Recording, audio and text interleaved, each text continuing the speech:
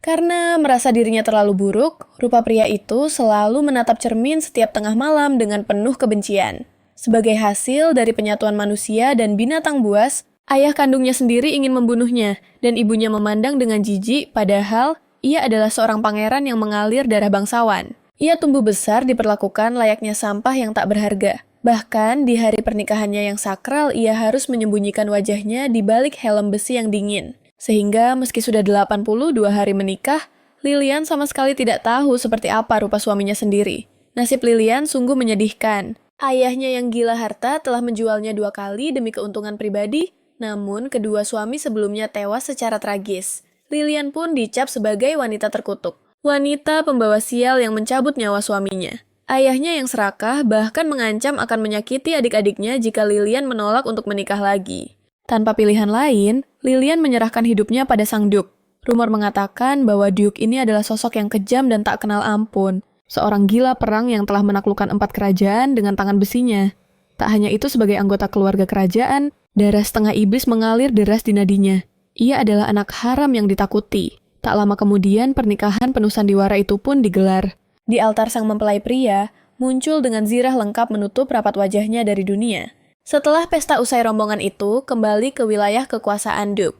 Seorang inang pengasuh ikut serta di dalam kereta kuda mereka. Ayah Lilian sengaja mengirim mata-mata tua itu untuk mengawasi putrinya dan memastikan Lilian segera mengandung pewaris. Namun tiba-tiba perjalanan yang tenang berubah menjadi mimpi buruk. Guncangan hebat terjadi. Para ksatria langsung mengepung kereta. Iblis menyerang lindungi nyonya. Inang pengasuh itu mencengkeram Lilian dengan kasar.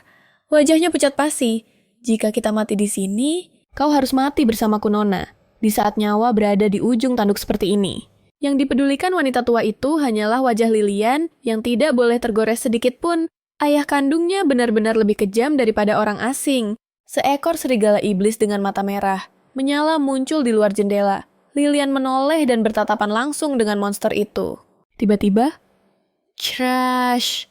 Sebuah pedang tajam menembus jantung iblis itu dalam satu serangan mematikan.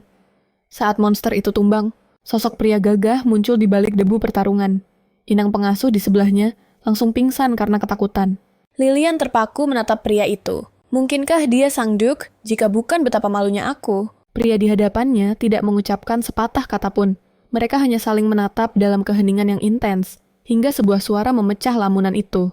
Seorang prajurit berlari dengan panik untuk melapor. Sepertinya ada ancaman besar di sekitar sini. Prajurit itu melirik ke arah Lilian dengan cemas. Jarak ke kastil masih sangat jauh. Bagaimana dengan keselamatan nyonya? Hanya dengan satu lirikan tajam dari pria itu. Sang prajurit langsung mengerti perintah tanpa suara itu. Saya akan kerahkan semua pasukan untuk mengawal nyonya kembali ke kota dengan selamat. Pria itu berniat memburu sisa iblis sendirian. Wajah Lilian dipenuhi kekhawatiran. Tiba-tiba inang pengasuh yang tadi pingsan langsung tersadar dan heboh, memeriksa dengan panik apakah wajah Lilian tergores. Pria itu berbalik untuk pergi, namun ia memberi perintah tegas. Taren, jaga istriku secara pribadi. Inang pengasuh itu terus memarahi Lilian tanpa henti. Sudah kubilang diam saja, gaun ini sangat mahal. Singkirkan inang pengasuh itu. Perintah dingin meluncur dari mulut sang Duke sebelum ia memacu kudanya. Malam harinya Lilian telah kembali ke kastil. Mengikuti perintah Tuan Besar, seorang pelayan menutup mata Lilian dengan kain. Anda mutlak tidak boleh melihat wajah Duke. Lilian ditinggalkan sendirian di depan pintu raksasa yang mencekam. Suara langkah kaki berat mendekat. Lilian bertanya dengan gugup, apakah itu Anda tuanku? Sebuah tangan besar tiba-tiba melingkar di pinggang rampingnya. Lilian menyentuh dada bidang pria itu. Siapa di sana? Suara berat dan maskulin berbisik tepat di telinganya. Apa kau menungguku, Lilian? Kedua tangan Lilian seketika dikunci. Ia tak bisa bergerak, matanya tertutup rapat. Kepanikan mulai menjalar di sekujur tubuhnya. Berulang kali ia memohon agar Duke melepaskan penutup matanya. Namun jawaban yang ia dapat hanyalah, tidak. Lilian memberontak dan nekat menyentuh wajah Duke. Kaulah yang membuatku menunggu begitu lama. Tangannya merasakan kulit yang halus. Untuk seseorang yang hidup di medan perang, kulitnya ternyata sangat lembut. Dia pasti tampan. Kenapa dia bersikeras tidak mau dilihat? Pria itu menangkap tangan Lilian menghentikan sentuhannya. Jika kau mencoba memancing hasratku, aku akan berikan hadiah yang pantas untukmu. Kata-kata Duke itu mengingatkan Lilian pada hari di gereja. Kita tidak harus melakukan hal itu. Oh, jadi kau mengingatnya. Kau bahkan terlihat sangat menantikannya. Ketika Lilian membuka mata, kembali matahari pagi telah bersinar. Ia sendirian di kamar yang luas dan mewah itu. Malam panas kemarin berlalu begitu saja tanpa ia sadari. Ia bahkan lupa bahwa matanya tertutup sepanjang waktu. Perasaan itu ternyata tidak buruk juga. Menyadari apa yang baru saja ia pikirkan, wajahnya memerah dan ia segera menepisnya. Pikiran, macam apa ini terlalu berbahaya. Lilian pun beranjak mencari inang pengasuh yang datang bersamanya. Tiba-tiba pintu terbuka. Baik Lilian maupun pelayan di luar sama-sama terkejut. Namun pelayan itu terlihat sangat ketakutan. Tubuhnya gemetar hebat saat ia meminta maaf dan memohon ampun. Lilian yang cemas segera bertanya, apakah dia terluka? Wajah memelas sang pelayan seketika melempar ingatan Lilian pada adik-adiknya yang malang. Dengan senyum lembut, Bak Dewi Lilian menenangkan gadis itu. Tak perlu meminta maaf, ucapnya. Detik itu juga di mata sang pelayan sosok di hadapannya, bukan sekadar majikan, melainkan malaikat penyelamat. Beta nama gadis itu segera menuntun sang nona menuju rumah kaca yang indah. Hati Lilian berdesir penuh sukacita. Akhirnya ada yang tulus peduli padanya. Teringat masa lalu kelam saat ia hanyalah rakyat biasa yang selalu diinjak-injak dan dipandang hina. Rasa penasaran menyeruak. Sosok seperti apa sebenarnya sang Tuan Duk? Tanpa keraguan sedikit pun, Beta menjawab mantap. Yang mulia Duk adalah pria berhati emas. Anda tahu, nona bagi kaum terbuang seperti kami. Jangankan mendapatkan pekerjaan bermimpi untuk menikah saja kami tak berani. Tapi sang Duke menerima kami tanpa memandang kasta. Meski terkadang tegas dan dingin, percayalah, beliau tak pernah bermaksud menelantarkan Anda sendirian. Beliau panik karena Anda demam dan langsung bergegas memanggil pendeta. Namun anehnya Lilian yang tadinya merasa bugar, tiba-tiba dunia berputar hebat. Nona muda, teriak seorang kesatria yang sigap menerjang masuk. Penyakit itu menyerang tanpa ampun bak badai. Kesadaran Lilian meredup ke dalam kegelapan. Sang Duke yang kalut segera menyeret sang pendeta. Berkali-kali tabib suci itu harus bersumpah bahwa nyawa sang nona tidak terancam. Padahal, dia segar bugar saat ke rumah kaca. Mungkinkah dia trauma melihat monster dalam perjalanan pulang? Atau jangan-jangan, dia kelelahan karena aktivitas Anda semalaman. Godaan itu membuat sang Duke tersedak dan terbatuk canggung di belakang punggung sang pendeta. Terdengar rintihan lirih dari bibir Lilian. Sekilat cahaya sang Duke menerjang ke sisi ranjang. Apa? Dia sudah sadar. Tristan, satu nama asing terucap.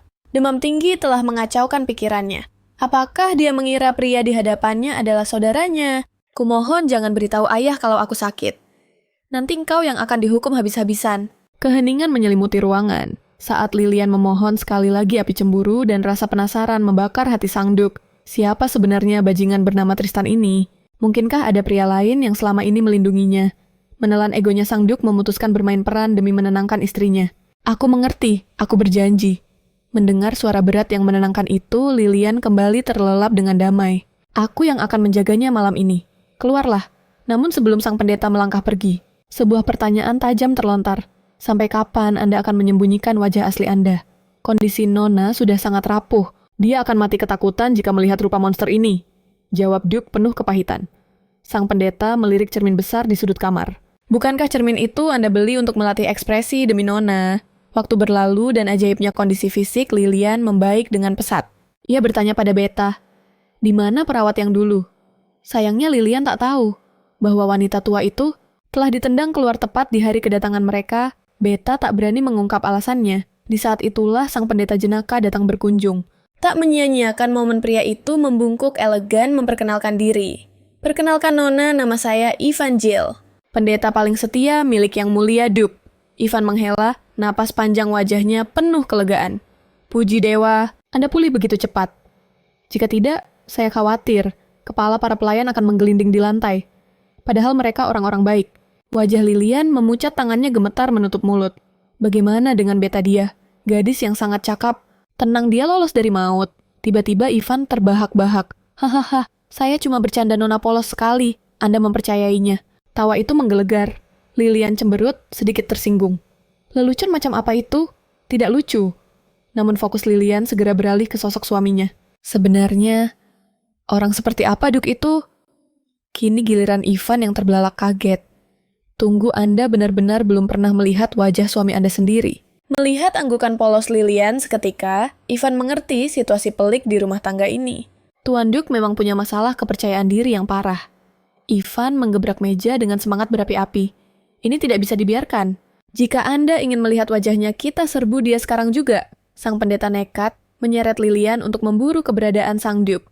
Para pelayan bergerak secepat kilat. Mereka menyulap penampilan Lilian. Gaun mewah kini membalut tubuhnya memancarkan aura kebangsawanan yang sesungguhnya. Lilian menatap cermin tak percaya seumur hidup tak pernah ia seindah ini. Pelayan itu berkata bangga. Tentu saja, Nona pantas, Anda kan putri saudagar paling kaya raya. Kami tak berani melayani sembarangan. Kabarnya, ayah Anda baru saja menemukan 3 tambang, berlian legendaris, dan menjalin kontrak sakral dengan keluarga kerajaan. Hanya Lilian yang tahu kebenaran pahit di baliknya. Jika ia menolak pernikahan politik ini, impian ayahnya untuk bekerja sama dengan kerajaan akan hancur berkeping-keping. Ironisnya, dialah sang penemu tambang berlian itu. Tiba-tiba, tok-tok, suara ketukan membuyarkan lamunannya. Nona, Anda siap. Ivan membawa Lily menerobos gelap malam menuju tempat latihan. Hati Lily berdebar kencang takut gaun mewahnya terlalu berlebihan untuk tempat sekasar itu. Di sana, ia berpapasan dengan kesatria yang dulu menyelamatkannya. Pemandangan akrab mereka bertiga yang sedang bercengkrama. Kiamaninda mamda pindami. Langsung memancing amarah. Sang Duke, mata elangnya menatap tajam. Siapa orang bodoh yang membiarkan pendeta gila itu membawa istriku yang baru sembuh ke tempat berbahaya ini? Aura membunuh menyebar saat Duke melangkah menuruni tangga. Ivan yang tak sadar bahaya mendekat masih asyik berceloteh memuji betapa beruntungnya Nona menikah dengan pria yang jauh di bawah levelnya. Hawa dingin menusuk tengkuknya. Ivan menoleh kaku dan menyadari malaikat maut sudah berdiri di sana. Kok, Komandan? Lilian menatap sosok suaminya yang memancarkan aura mengerikan. Jantungnya serasa berhenti jemari, lentiknya meremas gaun dengan penuh ketakutan. Aku datang menemui suamiku. Kalimat itu menggetarkan hati sang Duke, namun kewajiban memaksanya memberi isyarat mata pada Taren. Mata itu memerintahkan pengusiran. Taren menghela napas berat memohon maaf pada Lilian. Sang nyonya harus pergi sekarang juga. Perintah mutlak Duke tak bisa dibantah. Namun tatapan Lilian tajam menembus sang komandan. Sebagai istri sah Duke, aku berhak menemuinya. Apakah komandan berniat menghalangiku? Ia melanjutkan dengan nada getir. Tak ada wanita di dunia ini yang bisa mempercayai suami yang terus menyembunyikan wajahnya. Meski kata-kata itu menyayat hati sang Duke tetap bersikeras pada topengnya. Taren segera menengahi ketegangan itu. Duke akan menemui Anda di kastil. Dengan langkah gontai kekecewaan menyelimuti kepergian Lilian. Sampaikan pada Duke aku takkan melihat wajahnya. Namun sesaat setelah meninggalkan arena latihan penyesalan menghantamnya. Ia baru sadar telah melanggar perintah mutlak suaminya. Kemarahan sang Duke pasti kini sedang memuncak. Mungkin benih kebencian mulai tumbuh. Pernikahan ini terasa seperti kegagalan total. Tiba-tiba langkah kaki terburu-buru terdengar mendekat. Maafkan aku. Sebuah pelukan hangat menyergap dari belakang. Aku tak bisa membiarkanmu pergi seperti ini. Tangan kekar itu menutupi pandangannya. Kau menutup mataku lagi. Sang Duke berbisik. Ia berjanji wajah aslinya hanya akan terlihat saat kepercayaan Lilian telah utuh sepenuhnya. Nada cemburu terselip dalam suaranya. Panggil aku Vlad. Kau bahkan memanggil Taren dengan namanya langsung bukan. Lilian membalas pelukan itu erat. Tak perlu risaukan panggilanku pada orang lain. Selain itu, ia hanya bisa pasrah. Dan selalu di dalam kamar tidur yang sunyi tangan Vlad membelai lembut wajahnya. Mengapa kau membela pendeta itu? Anda tindandi kemu. Belum sempat bibir Lilian menjawab, sang Duke telah membaringkannya menindih tubuh mungil itu dengan dominasi penuh. Aku tahu dialah yang menyuruhmu mencariku. Mata Lilian terpejam rapat bulu matanya, bergetar hebat menahan gugup. Bagaimana Duke bisa tahu segalanya? Saat tubuh pria itu semakin dekat Lilian, spontan menekan dada bidang Vlad. Sensasi yang begitu familiar menyengatnya. Tak kuasa menahan rasa penasaran kelopak mata. Lilian terbuka perlahan. Sosok di hadapannya adalah sang komandan kesatria Vlad menyisir rambut istrinya dengan lembut. Siapa yang sedang kau cari? Istriku tercinta aku ada tepat di depanmu. Bukankah kau selalu ingin melihat wajahku? Lilian tersentak bangun. Napasnya memburu di atas ranjang. Bagaimana bisa ia memimpikan hal segila itu? Saat sarapan tiba pelayan menyajikan teh khusus dari kampung halaman. Ini akan menenangkan pikiran Anda nyonya. Teh ini? Wajah Lilian pucat. Ayahnya pasti mengirimnya lagi lewat inang pengasuh itu. Kenangan buruk kembali menghantui. Dulu ia dipaksa meminumnya di bawah pengawasan ketat. Cairan itu adalah mimpi buruk bagi tubuhnya. Setiap kali meminumnya tubuhnya melemah tanpa sebab medis. Kali ini ia menolak keras, singkirkan. Saya bersumpah nyonya tak ada yang salah dengan teh ini. Pelayan itu mencoba meyakinkan. Tanpa disadari Taren telah berdiri di sana. Duke memilih daun teh ini secara pribadi untuk Anda. Semua peralatan makan telah diperiksa dari racun. Lilian terpaku. Vlad begitu melindunginya sementara ia merasa tak berguna sebagai istri. Apalagi setelah mimpi tak senonoh itu. Namun Taren membawa kabar lain, keluarga Anda tertahan di gerbang kota. Kecemasan melanda. Kunjungan mendadak saudara-saudaranya pertanda. Ada masalah serius yang terjadi di rumah. Bagaimana reaksi Vlad menghadapi tamu tak diundang ini Taren, segera mengantar sang nyonya menuju perbatasan. Kaun yang menjaga gerbang menentang keras, penolakannya begitu lantang dan tak sopan. Tanpa izin Duke tak ada yang boleh masuk. Lagi pula wanita ini hanya rakyat jelata yang dijadikan sogokan. Taren berdebat sengit, namun si penjaga gerbang bergeming bagai batu karang. Kesabaran mulai menipis seiring waktu berlalu. Tak tahan menunggu Lilian turun tangan. Meski Count itu membungkuk hormat, arogansinya tak surut sedikit pun. Anda tampak sangat setia menjaga kota ini. Kulit Lilian yang seputih pualam bersinar kontras dengan suasana tegang. Rambut peraknya berkilauan memancarkan aura kebangsawanan yang agung. Senang bertemu denganmu, Count Falkas. Setelah basa-basi singkat, Lilian langsung pada intinya. Aku hanya ingin melepas kepergian keluargaku, bukan membawa mereka masuk. Ucapnya dengan nada tenang, namun menghanyutkan. Count Falkas terperanjat. Suara wanita itu begitu lembut bagai madu, namun mengandung ketegasan baja yang tak terbantahkan. Namun mempermalukan istri Duke di depan para prajurit. Bukanlah cara bijak membuktikan loyalitas. Lilian menatapnya, lekat matanya memancarkan keanggunan yang mengintimidasi. Kalah telak, dengan canggung Count Falkas memerintahkan gerbang dibuka. Senyum lega merekah di bibir Lilian. Kak Lilian, seorang bocah berambut perak melambai antusias. Tanpa ragu, Lilian berlari menyambut pelukan rindu adiknya. Ternyata, Tristan juga ikut serta menyapa sang nyonya dengan penuh tata krama. Sudah lama sekali tidak bertemu. Gaunmu tampak mempesona. Sepertinya sang Duke memperlakukanmu dengan sangat istimewa. Lilian tampak bahagia seolah telah beradaptasi sempurna. Namun, kekhawatiran masih menyelimuti hati saudaranya, sebab pemandangan mengerikan menyambut mereka tadi, sebuah kepala terpenggal yang tergantung di jembatan, mengirimkan teror dingin ke tulang punggung. Belum lagi tatapan Tarin di belakang Lilian yang tak kalah mengancam. Tanpa ragu Tristan merangkul bahu Lilian dengan akrab. Nona, bagaimana jika kita bicara di dalam? Lilian menunduk, menghindari tatapan mereka. Aku senang kau datang. Namun dengan tegas, ia menepis tangan itu dari bahunya. Silakan datang lagi setelah mendapat izin Duke. Kau butuh persetujuan Tuan Duke untuk memasuki kota ini. Tapi sang penguasa sedang tak ada di tempat. Sementara itu, Duke yang dibicarakan justru sedang duduk diam di gereja. Tampak gelisah. Bawahannya yang kurang ajar berani mendekati istrinya pendeta malang di sana sampai berlarian ketakutan. Seorang bawahan datang melapor dengan gemetar.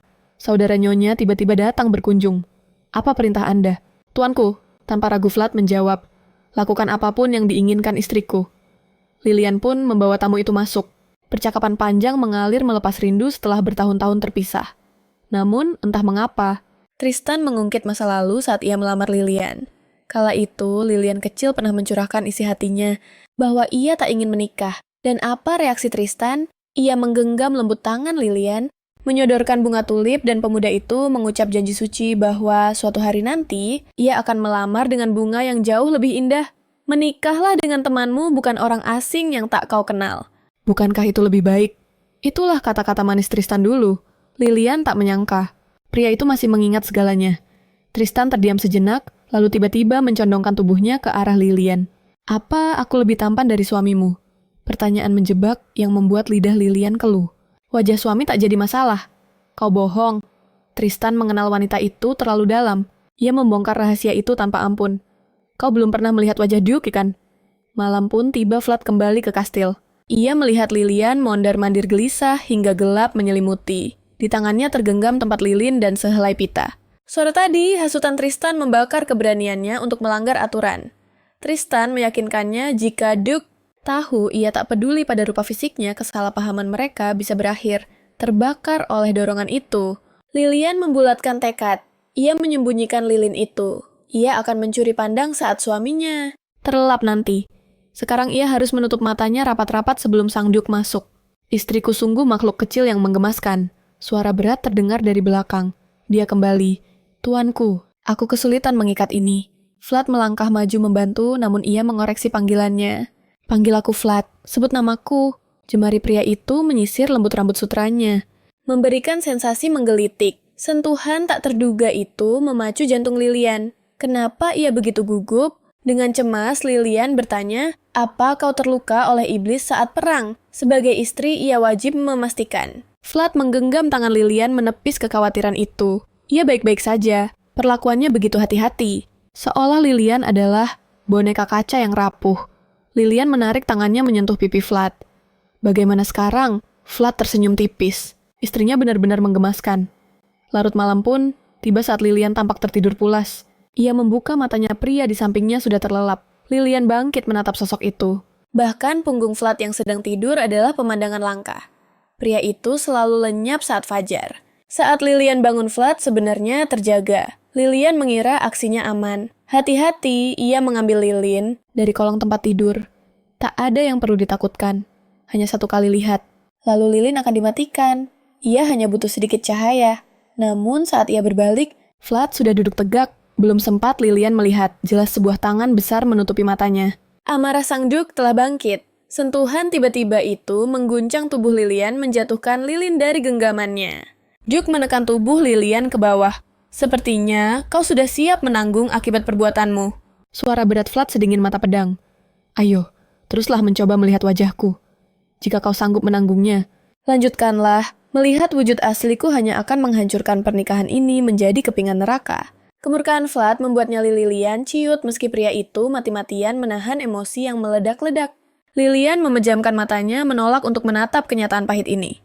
Hatinya yakin pria di hadapannya adalah Vlad. Namun saat ini, aura yang dipancarkannya terasa begitu asing dan dingin. Lilian mengerahkan sisa keberanian terakhirnya untuk meyakinkan pria itu bahwa rupa fisik sama sekali tidak berarti baginya. Vlad dengan lembut menghapus air mata di pipinya. Membuktikan, apakah kau melakukan ini demi saudaramu? Atau demi diriku, aku melakukan ini murni atas keinginanku sendiri. Lilian berusaha keras meyakinkannya, namun Vlad menutup hatinya. Perlahan dia melepaskan pelukannya. Kau pasti sulit menolak desakan keluargamu, jadi meski terpaksa, kau akhirnya setuju untuk menikah. Vlad menunduk penuh penyesalan. Perhatian Lilian baginya hanyalah bualan manis belaka. Apa yang sebenarnya dia harapkan? Dengan berat hati Vlad bangkit beranjak pergi. Aku tidak akan mengganggumu lagi. Penyesalan seketika membanjiri hati Lilian, namun segalanya sudah terlambat. Dia ingin menahannya, tapi punggung pria itu menjauh tanpa keraguan sedikit pun. Dan dalang dibalik semua kekacauan ini tak lain adalah Tristan, teman masa kecil Lilian. Semua ini terjadi karena motif egoisnya semata. Semuanya demi memiliki Lilian. Kepergian Vlad meninggalkan luka yang membuat Lilian terjaga sepanjang malam. Cahaya mentari menyapa wajahnya, namun kelopak matanya terasa begitu berat. Di atas meja sepucuk surat telah menanti tanpa suara. Untuk Lilian tersayang, itu tulisan tangan Vlad. Dalam suratnya, dia berpamitan untuk urusan bisnis hari ini. Jangan tunggu aku malam ini. Jika kau butuh sesuatu, carilah Tarin. Surat itu juga menyinggung sang komandan ksatria. Kejadian semalam pasti membuat Vlad bingung harus bersikap bagaimana. Hingga dia memilih untuk melarikan diri. Di luar pintu, Tarin sedang sibuk memetik daun. Bimbang apakah harus membangunkan nyonyanya atau tidak. Sial, aku tidak bisa menunggu lebih lama lagi. Tarin akhirnya mengetuk pintu, memanggil sang nona. Dengan cepat, Lilian menyembunyikan surat itu. Masuklah Tarin. Di sisi lain, Vlad meminta nasihat sang pendeta mengenai insiden semalam. Ivan menyarankan, kenapa tidak jujur saja dan ceritakan semuanya. Vlad menolak mentah-mentah ide itu. Namun Ivan tetap nekat bicara. Jika ini terjadi sebelum dia melihat wajah aslimu, dia pasti minta cerai. Bahkan mungkin dia sedang memikirkannya sekarang. Murka Vlad mencengkeram Ivan dan melemparnya. Sepertinya aku harus mengirimmu ke medan perang lagi. Sekali lagi, kau bicara sembarangan tentang istriku, kepalamu akan jadi hiasan di langit-langit kastil ini. Ivan menelan ludah ketakutan. Tiba-tiba suara langkah terdengar di belakang Vlad. Lilian menutup mulutnya, menatap mereka dengan mata terbelalak.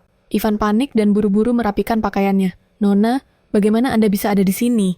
Gerak-gerik Ivan justru memperburuk keadaan. Kesalahpahaman fatal pun terjadi di benak Lilian. Tampaknya, kedua pria tampan ini sedang memadu kasih aku hanya ingin ke ruang pengakuan dosa dan lewat sini. Aku tidak tahu kalian berdua ternyata... Ivan buru-buru menyangkal. Ini tidak seperti yang Nona pikirkan. Namun, Lilian melambaikan tangan dengan bijak. Aku menghargai preferensi kalian. Aku tidak akan mengganggu lagi. Tanpa menunggu jawaban, Lilian berbalik dan lari, meninggalkan dua pria itu membatu di tempat. Lilian berlari sambil memegangi dadanya yang bergemuruh.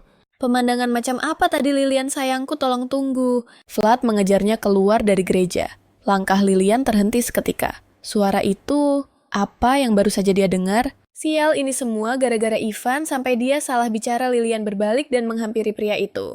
Komandan, Ksatria, bolehkah aku bertanya, apakah Anda meninggalkan sepucuk surat di kamar tidurku? Tatapan Lilian menembus jiwanya. Mungkinkah kau adalah Vlad? Dan surat yang ditinggalkan Vlad pagi ini secara khusus menyebutkan agar dia tidak perlu waspada pada Komandan Ksatria. Membela Ivan saja sudah membuatnya cemburu buta. Sekarang dia malah meminta Lilian mempercayai pria asing yang sering dia temui, namun tak benar-benar dikenalnya. Tunggu dulu. Sering bertemu Lilian memutar kembali setiap memori sejak dia tiba di kastil ini. Mungkinkah dia adalah Vlad benar? Sekarang, segala teka-teki itu menjadi masuk akal bagi Lilian. Bahkan suaranya pun identik. Kau sebenarnya Vlad kan? Tanyanya tanpa basa-basi. Jantung pria itu berdegup kencang, deg-deg. Dari mana dia harus mulai menjelaskan alasan apa yang harus dia pakai? Maafkan aku, Tuan Komandan. Tiba-tiba Lilian bersuara lagi. Mengetahui Anda sudah menikah, aku malah membuat asumsi liar. Betapa bodohnya aku. Wajah Vlad menggelap. Tentu saja mana mungkin. Dia percaya pria dengan wajah tampan begini adalah suaminya yang buruk rupa. Lilian beralasan, Terin sedang tidak ada lalu meminta pria itu mengawalnya kembali ke kastil. Saat ini, Lilian sudah 100% yakin pria ini adalah Vlad. Namun, sampai dia mengakuinya sendiri. Enak, Omo. Lilian memutuskan untuk memainkan peran ketidaktahuan. Namun, badai pembicaraan serius telah menanti. Angin malam mulai menderu membawa pertanda. Dalam perjalanan kembali, dinginnya malam menusuk tulang, hingga Lilian menyesali keputusannya meninggalkan mantel. Tiba-tiba, kehangatan menyelimuti bahunya seperti pelukan pelindung. Terima kasih. Ini mantel milik Vlad kan? Lilian tersenyum lembut menebak bahwa ini pasti titah sang Duke yang protektif. Hati Vlad berdesir nyeri tanpa alasan yang jelas melihat senyuman itu. Di sudut sana, sebuah boneka salju mungil berdiri menjadi saksi bisu. Apa boneka salju ini karyamu, Tuan Komandan Ksatria? Tawarannya Lilian memecah kesunyian malam. Maafkan aku, hanya saja sulit membayangkannya. Wajah Vlad memerah padam menahan malu. Sang nyonya jelas-jelas sedang mempermainkan hatinya. Tenang saja, ini akan jadi rahasia kecil kita. Sang Duke pasti tidak akan senang jika mengetahui sisi imut ini. Saat itu, Vlad sadar sepenuhnya kalau Lilian sengaja menggodanya. Ia mengambil ranting dan mengukir pertanyaan di atas salju. Apa pendapat nyonya tentang itu? Lilian tak menyangka komunikasi mereka bisa seindah ini. Ia mengambil alih ranting itu dan menulis balasan yang menantang jika kau cukup berani. Maka jawabannya adalah iya. Senyum bahagia terukir di wajah Vlad. Sepertinya ia takkan pernah menang melawan pesona istrinya. Lilian pun bangkit berdiri. Dengan bahasa isyarat yang baru, ia pelajari jemarinya menari menyampaikan pesan tulus kepada sang Duke. Karena aku mempercayaimu. Tolong balaslah dengan kepercayaan yang sama. Dalam helaan napasnya, batin Vlad berteriak. Tatapan manis itu sungguh berbahaya bagi jantungku. Tangan mereka bertautan erat sepanjang jalan kembali ke kastil. Begitu sampai, Vlad segera memerintahkan pelayan menyiapkan air panas. Vlad, tanganku. Lilian melepaskan genggaman hanya untuk berpindah posisi. Ternyata, ia hanya ingin menggenggam tangan yang satunya. Tangan yang lain pasti sangat kedinginan. Para pelayan kastil terbelalak menyaksikan kemesraan pasangan yang tak biasa ini. Wajah Lilian memanas karena malu. Ia menarik tangan Vlad dan berlari kecil. Ayo, kita bicara di dalam saja. Beta yang sedang menata rambut Lilian pun takjub. Saya tidak pernah menyangka Tuan Duke memiliki sisi selembut ini.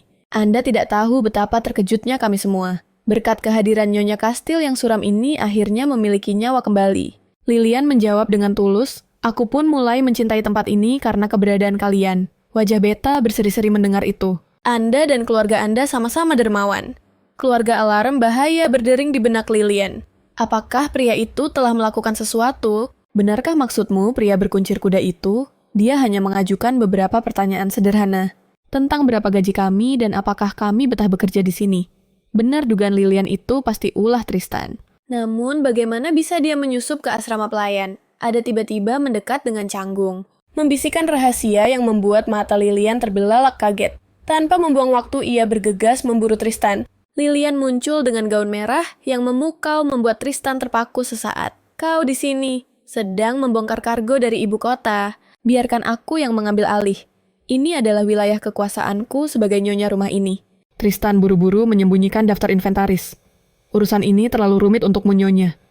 Biar aku yang membereskannya. Tenang saja, semuanya aman di tanganku. Namun Lilian tidak mundur, suaranya meninggi penuh otoritas. Tatapan orang-orang mulai tertuju pada mereka. Kita bicara di dalam. Kini, Lilian dan Tristan duduk berhadapan siap untuk konfrontasi. Kau tampak berbeda hari ini. Lilian meletakkan cangkirnya dengan anggun sementara Tristan bergaya santai namun meremehkan. Kau terlihat seperti sedang menahan sakit. Lilian menduga ada sesuatu yang tidak beres dengan pria itu. Lilian berkata tegas bahwa ia telah melihat wajah suaminya jadi ayahnya tak punya alasan untuk khawatir lagi. Namun Tristan hanya tersenyum sinis. Sebelum keberangkatan sang ayah dengan kejam berkata bahwa putrinya tak ada bedanya dengan wanita lain. Tak ubahnya seperti wanita hiburan yang dikendalikan Tristan. Ia hanya perlu memastikan satu hal, apakah rahim Lilian berfungsi dengan baik? Lilian menatap tajam. Apa kau menyelinap ke asrama pelayan? Bukannya takut Tristan justru merasa lega kedoknya terbongkar. Oh, jadi kau sudah tahu. Ekspresi Lilian berubah dingin seketika. Kau adalah tamuku di sini. Hormatilah orang-orangku. Tristan menggebrak meja dengan keras. Kau terlalu naif, kau tidak tahu apa-apa tentang neraka ini. Pria itu melangkah mendekati Lilian dengan aura mengancam. Langkah demi langkah, ia memangkas jarak. Suamimu hanya menganggapmu sebagai barang koleksi. Aku tahu, semuanya dari para pelayan rendahan itu. Apa maksudmu Tristan lancang menyentuh helai rambut perak Lilian?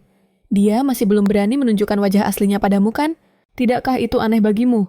Tepat saat Tristan mencondongkan tubuhnya, aura membunuh, muncul Vlad sudah berdiri tegak di belakang mereka. Dia menikahimu hanya karena kutukanmu yang membawa kematian bagi para suami. Itulah satu-satunya alasannya. Tristan memandang jijik pada cacat fisik, pada makhluk-makhluk terbuang yang berkeliaran di kastil ini, sampah yang dilupakan dunia. Jika Vlad benar-benar menganggapmu istrinya, dia tidak akan membiarkan monster-monster itu melayanimu. Kau hanya koleksi unik baginya. Namun Lilian mendorong kasar pria itu menjauh. Aku tahu. Tristan terbelalak mendengar jawaban tegas itu. Aku hanyalah wanita terkutuk. Dengan suara gemetar, Lilian tersenyum pahit. Diperlakukan seperti ini saja. Sudah cukup bagiku, bukan? Terima kasih sudah cemas, tapi tak kusangka engkau pun memandangku serendah itu. Tanpa rasa bersalah, Tristan kembali menabur benih kebencian. Bukan aku yang harus kau salahkan Lilian. Tapi, monster berdarah iblis itulah sumber penderitaanmu. Di saat ketegangan memuncak langkah kaki berat terdengar mendekat, namun Lilian menegaskan, tidak peduli apapun wujud suamiku.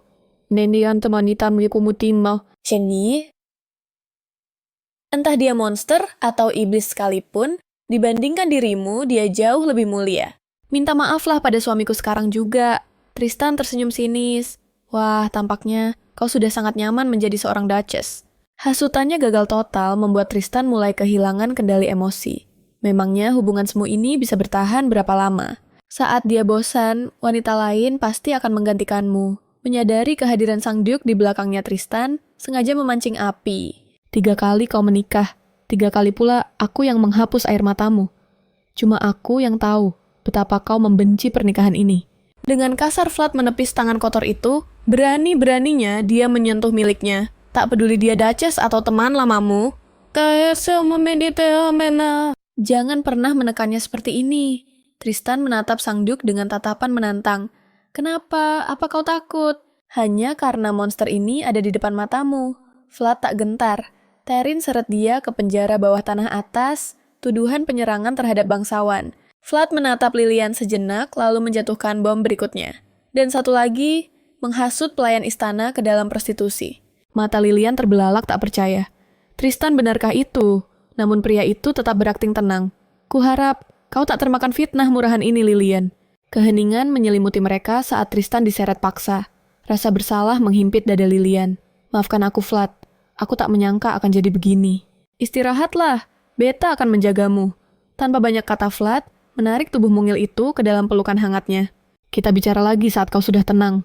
Namun hati Lilian gelisah takut racun kata-kata Tristan telah melukai harga diri suaminya. Bagaimana denganmu Vlad, kau baik-baik saja? Tenanglah Lilian. Aku paham kenapa kau membelanya tadi. Jangan cemaskan aku. Vlad menutup pembicaraan berbalik pergi dengan punggung yang terasa begitu dingin. Panggilan Lilian tak mampu menghentikan langkahnya.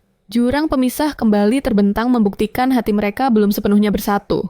Terin yang melihat ini pun tak tahan lagi. Tuan daripada menambah pengawal, Bukankah lebih baik Anda berbaikan dengannya? Berhari-hari, Lilian menolak makan beta panik bukan main. Bagaimana jika Nyonya jatuh sakit karena ini? Terin akhirnya mengajak sang nyonya berjalan-jalan. Apa yang membebani pikiran Anda? Lilian tersenyum getir. Ia merasa Vlad semakin tak tergapai. Suaminya terus menghindar, padahal kini ia bisa melihat dunia dengan jelas, namun hati Vlad justru tertutup kabut. Meski bertatap muka, dinding es raksasa menghalangi mereka. Nyonya, walau kami pun belum sepenuhnya memahami Tuan Duke, tapi satu hal yang pasti, beliau adalah pria yang berani menentang aturan dunia ini. Jika ada kejahatan nista terjadi di wilayahnya, hukuman mati adalah satu-satunya jawaban. Dia karena tahun Yan. Terin tersentak. Ia baru sadar ucapannya. Berarti teman masa kecil. Lilian mungkin akan berakhir di tiang gantungan. Dengan gugup, ia meralat teh, tapi tentu saja akan ada pengadilan dulu. Namun, hanya Lilian yang tahu alasan sebenarnya Tristan dikirim ke sini. Terin antar aku menemui Vlad sekarang. Namun, sayang pintu ruangan sang Duke tertutup rapat untuk permohonannya. Ini bukan sekadar pengampunan, tapi tentang bayaran atas dosa. Lilian terlalu naif jika berpikir ini mudah.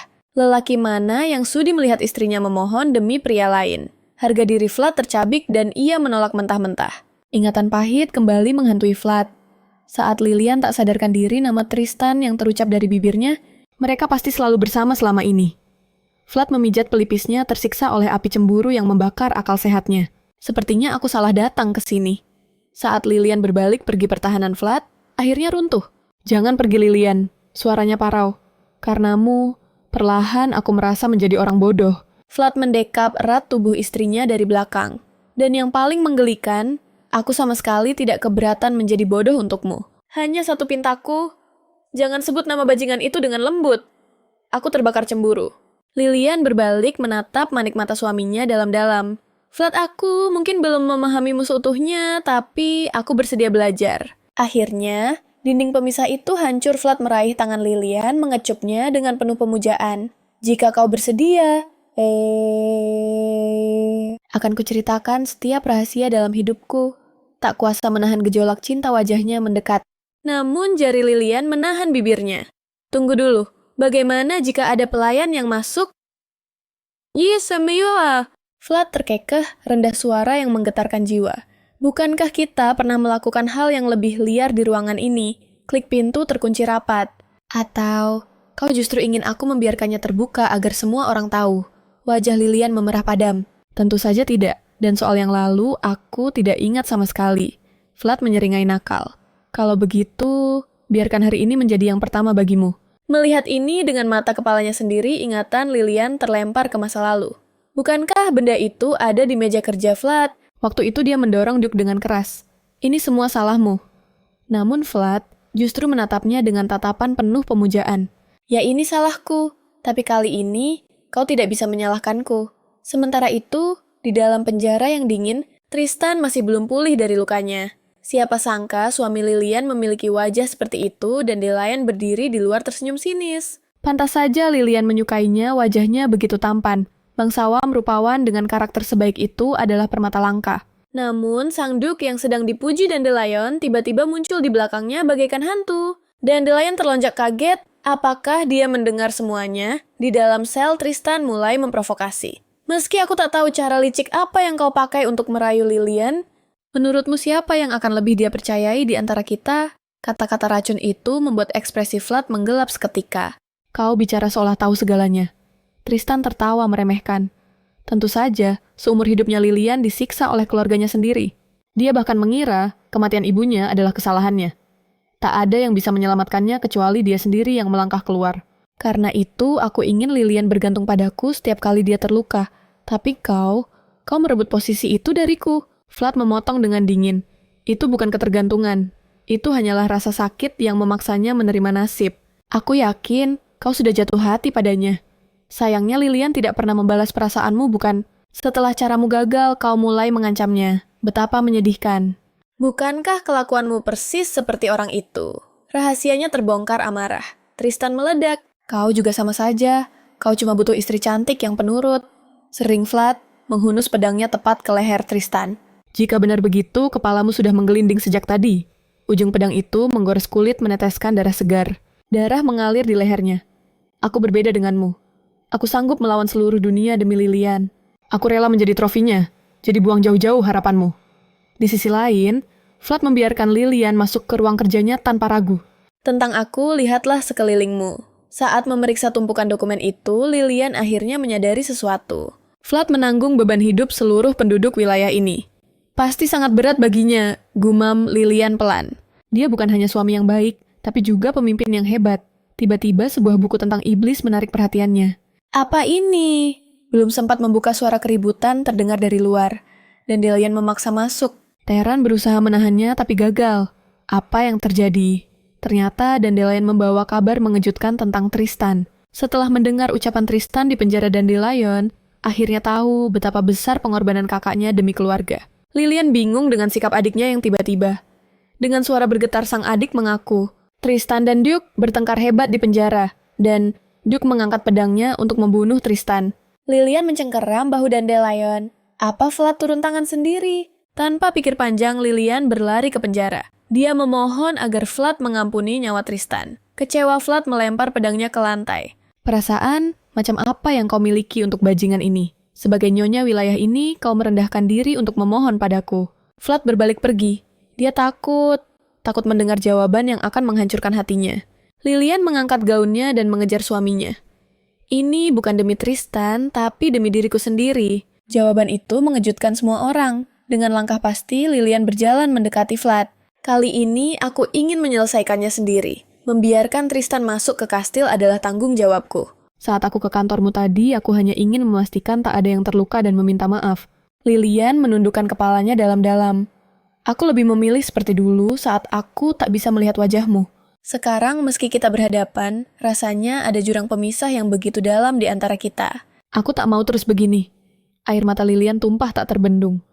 Untuk pertama kalinya, Vlad memahami isi hati istrinya. Dia meraih Lilian ke dalam pelukannya. Mendekapnya erat. Lilian bisa merasakan tubuh Vlad gemetar lebih hebat darinya. Teran hukuman tahanan itu serahkan sepenuhnya pada keputusan nyonya. Vlad memegang bahu Lilian dengan serius. Ada yang harus kukatakan padamu. Alasan sebenarnya, aku menutup matamu selama ini. Kembali ke kamar tidur Vlad, akhirnya mengaku bahwa rumor itu benar. Wajahnya begitu buruk rupa. Hingga sulit untuk dipandang. Menatap wajah tampan di depannya, Lilian ternganga. Siapa yang bilang begitu? Kau jelas sangat tampan jauh dari kata buruk rupa. Jantung Vlad berdegup kencang seakan ingin meledak. Dia tak menyangka akan mendengar pujian seindah itu. Bukankah rumor berkata lain? Aku pikir kau sudah tahu. Di tengah perjalanan menuju kastil ingatan Lilian kembali pada ucapan sang inang pengasuh. Namun suara tenang Vlad memecah lamunannya mengungkap sebuah kebenaran kelam. Ibuku adalah seorang iblis. Kaisar gila itu tidak pernah puas dengan manusia biasa. Bahkan iblis pun tak luput dari nafsunya yang menjijikan. Dan begitulah aku lahir ke dunia ini. Kehadiranku adalah teror bagi siapapun yang memandang membuat sang kaisar tak sudi membiarkanku hidup sedetik pun. Perintah eksekusi dijatuhkan tanpa ampun. Namun anehnya, meski dikubur hidup-hidup atau dilempar ke dalam kobaran api neraka, maut menolak untuk menjemputku. Bahkan ibu kandungku sendiri memandangku dengan tatapan penuh kebencian. Bagi orang-orang istana, aku hanyalah pertanda buruk yang membawa malapetaka. Daripada membusuk di sana, medan perang yang penuh darah terasa jauh lebih nyaman bagiku. Setelah pengakuan menyakitkan itu terucap, Vlad memejamkan matanya menunggu vonis. Ketakutan terbesar kini menghantuinya takut jika Lilian akan memandangnya dengan jijik sama seperti mereka semua. Namun sebuah tangan lembut menyentuh wajahnya. Bukan rasa takut, melainkan kepedihan mendalam yang terpancar dari wajah Lilian. Betapa berat beban yang ia pikul sendirian selama ini. Kehangatan yang tak terduga itu mengejutkannya. Vlad menghela napas panjang, kau selalu saja begini. Lilian menatapnya dengan bingung. Apa maksudmu, Vlad, menggenggam erat tangan wanita itu, tatapannya menyiratkan kerinduan, artinya, aku tidak ingin kehilangan dirimu. Jadi, jangan pernah terluka lagi demi orang-orang tak berharga itu. Jika kau menginginkan sesuatu, cukup perintahkan aku. Kau tak perlu membuktikan apapun pada siapapun, bahkan padaku. Meski kata-kata Vlad terdengar tulus, keraguan masih membayangi hati Lilian.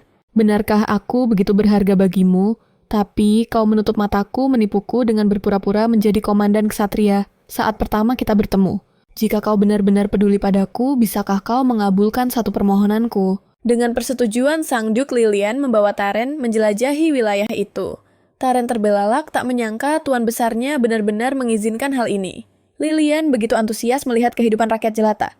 Dengan wajah berseri Taren berbisik, tuan membawaku ke sini belum lama ini hanya untuk memilih sarung tangan untuk nyonya. Dia menghabiskan waktu sangat lama khawatir.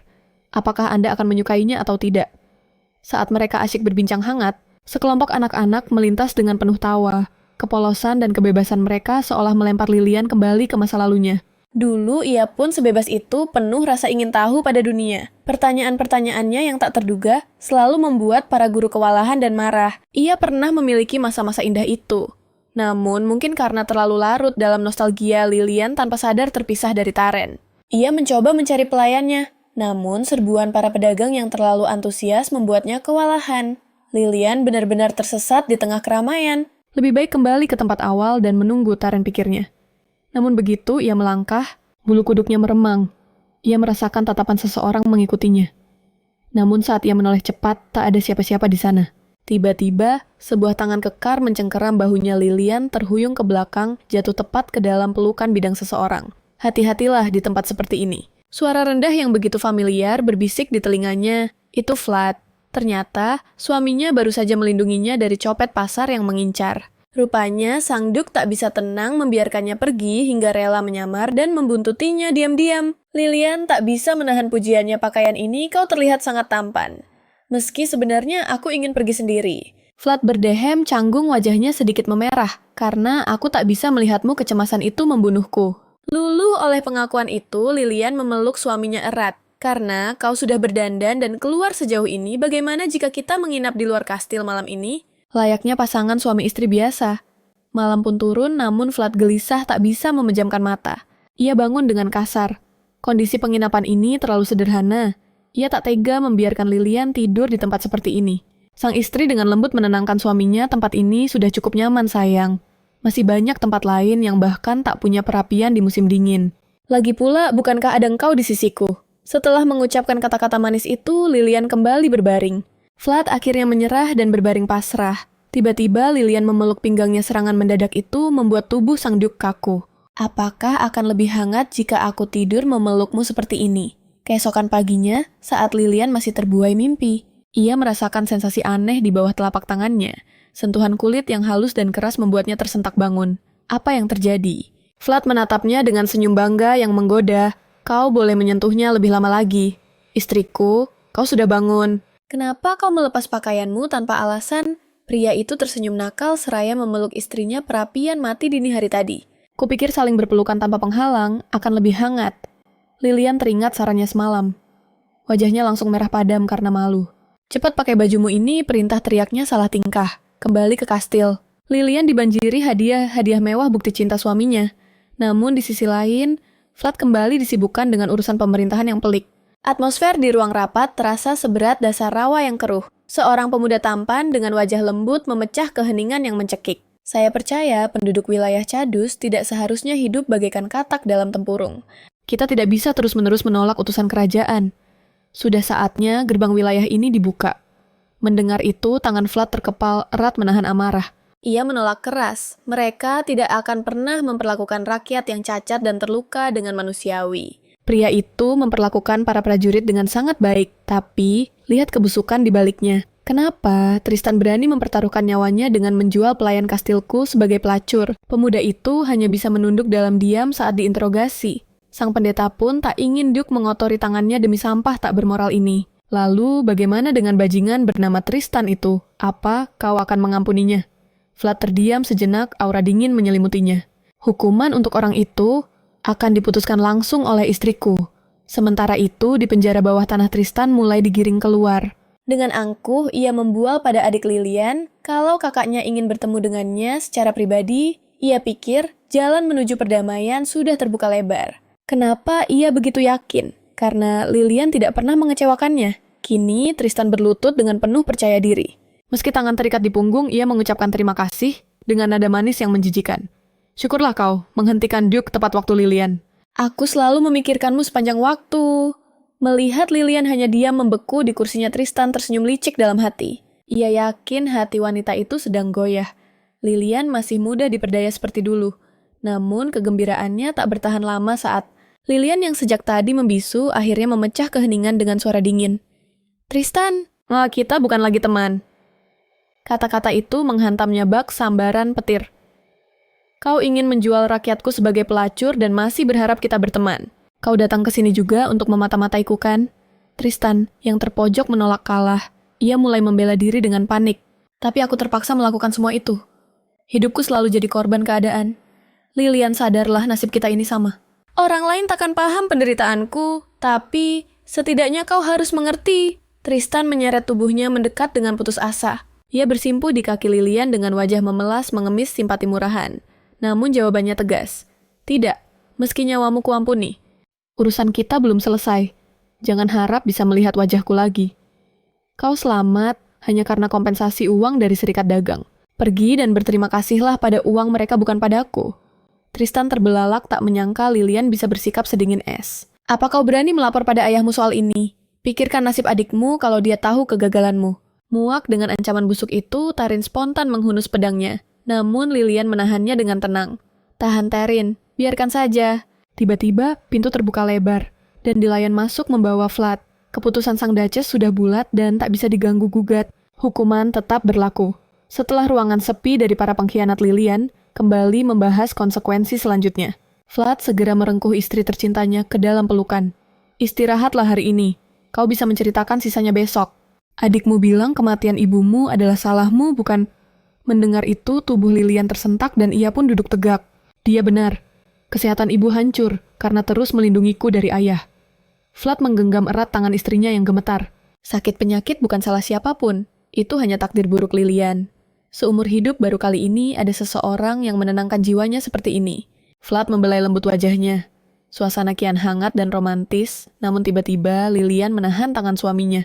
Ada rahasia besar yang harus diungkap. Pernikahan ini bukanlah yang pertama baginya. Ingatan masa lalu yang kelam pun menyeruak. Dulu ia pernah kabur dari pernikahannya sendiri. Saat Lilian kecil sedang menjaga adiknya sang ayah, tiba-tiba mendobrak masuk. Lilian, apa yang kau lakukan di hari penting ini? Hardik ayahnya. Sang adik yang polos bertanya, hari apa gerangan? Bibir sang ayah melengkung mengerikan sebuah senyum langka yang penuh arti. Hari penting, di mana kakakmu akhirnya berguna bagi keluarga ini. Lilian didandani, paksa, dan diseret keluar rumah. Jantungnya berdegup kencang penuh ketakutan. Kita mau kemana, ayah?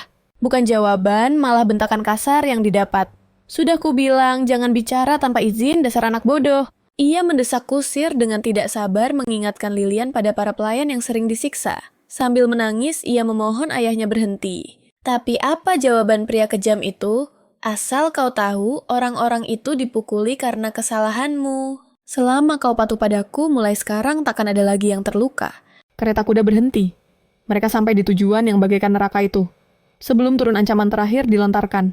Sang ayah mencengkeram mental putrinya lagi. Awas kalau kau gagal, sikapmu hari ini menentukan masa depan seluruh keluarga kita. Seorang pria parubaya yang pendek dan gemuk menyambut mereka meminta ayah Lilian bersikap santai tanpa formalitas. Toh sebentar lagi kita jadi keluarga. Pria tua itu menatap tubuh Lilian dengan tatapan lapar. Putrimu benar-benar cantik jelita.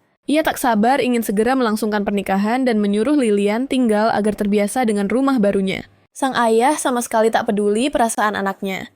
Ia hanya takut barang dagangannya kehilangan nilai jual. Lilian ditawar layaknya barang di pasar budak. Hingga akhirnya kesepakatan busuk itu pun disegel. Hak distribusi tambang eksklusif ditukar dengan nyawa putrinya. Sang ayah menjabat tangan itu dengan puas. Kembali ke masa kini, Lilian menumpahkan semua rahasia itu pada Vlad.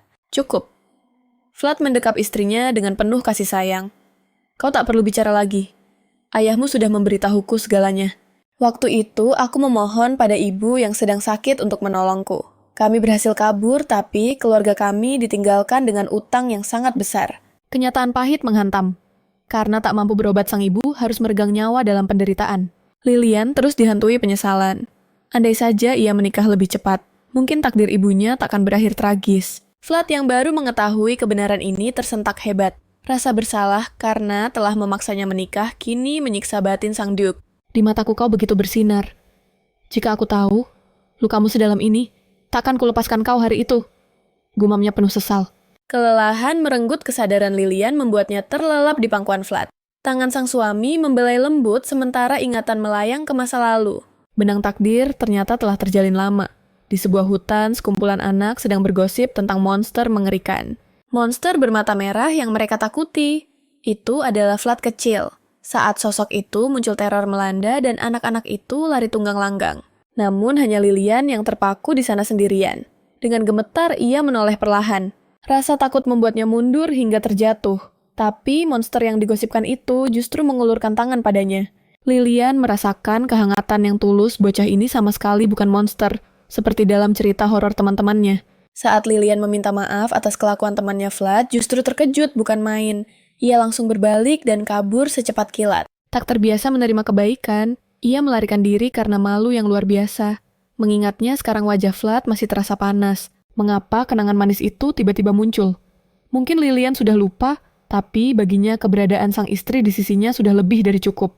Mentari pagi menyapa Lilian tersenyum cerah menyapa Beta, namun pelayan itu bertingkah aneh. Beta panik setengah mati menghalangi pintu. Nyonya, jangan masuk air mandinya, belum siap. Namun suara gemericik air memancing rasa penasaran. Beta akhirnya menyerah, berusaha menenangkan diri. Ah, sudahlah. Nyonya pasti akan baik-baik saja di dalam kan? Kabut uap tebal menghalangi pandangan Lilian menyipitkan mata menembus putihnya ruangan. Saat mendekat ke bak mandi, betapa terkejutnya ia menemukan suaminya di sana. Vlad, kau sudah bangun. Lilian, apa suara gaduh tadi mengejutkanmu? Tanya Vlad panik. Tidak, aku baik-baik saja. Tapi Lilian melangkah semakin dekat menatap wajah suaminya. Ada kelopak bunga di wajahmu, ujarnya sambil mengambilnya dengan senyum manis. Wajah Vlad seketika memerah padam seperti kepiting rebus. Ia tertangkap basah, sedang mandi kembang 7 rupa. Bukannya ini disiapkan untukku, goda Lilian. Tiba-tiba, tangan kekar pria itu menarik jubah luarnya. Lilian terhempas masuk ke dalam bak. Air tumpah ruah ke segala arah Vlad sepertinya ingin istrinya ikut bersantai. Lilian pun menyandarkan tubuhnya semakin intim. Mendekatlah, bisik Vlad. Lilian belum pernah melihat sisi suaminya yang seliar dan segairah ini. Jantung Lilian berdegup kencang seperti genderang perang. Berpikir bahwa sisi manja ini hanya untuknya hatinya meleleh. Vlad menggenggam tangan istrinya erat. Apa yang kau pikirkan, Lili, kuharap isi kepalamu hanya penuh dengan diriku. Lilian tak kuat menahan serangan gombalan maut itu. Ia buru-buru mengalihkan topik. Bukankah kau ada pekerjaan hari ini? Kecuali urusan hidup dan mati, aku ingin istirahat bersamamu. Jawab Vlad santai. Lilian terbelalak. Kenapa tiba-tiba begini? Tatapan Vlad melembut penuh cinta. Aku merasa harus melakukan ini demi dirimu. Sementara itu, suasana mencekam menyelimuti penjara bawah tanah. Tuan Anda datang, saya pikir Anda tak akan muncul, sapa bawahan. Langkah kaki bergema menuju sel tingkat teratas. Tristan sedang menjalani hukuman berat di sana. Namun, siksaan fisik tampaknya tak mempan bagi pria bermental baja itu. Ia mengira sang lord datang untuk menghentikan hukuman. Meski ini, permintaan nyonya situasinya terasa canggung dan menegangkan. Vlad menepis dugaan itu dengan dingin. Jangan banyak pikiran. Apapun yang terjadi, aku hanya akan menonton dalam diam. Setelah strategi disusun, mereka meninggalkan aura kematian penjara itu. Lalu bagaimana dengan perusahaan dagang RS? Apa rencanamu? Wajah Vlad berubah gelap seketika. Aku ingin Sherlock bersujud dan mengemis pengampunan di kaki Lilian. Beberapa pagi kemudian, Vlad membawa Lilian pergi. Kita mau kemana? Vlad tersenyum penuh misteri. Kau akan tahu saat kita sampai, jawabnya. Selain menghancurkan perusahaan dagang nasib kakak Lilian, juga harus diselesaikan. Jika Dandelion pulang, ayah mereka yang kejam pasti akan mencambuknya habis-habisan. Sejak kecil, kakaknya selalu menjadi tameng hukuman. Vlad tak bisa membayangkan neraka macam apa yang dilalui istrinya selama ini. Hatinya mendidih memikirkan masa lalu itu. Ia berjanji akan membiarkan Dandelion tinggal di kota. Tak lama kereta berhenti.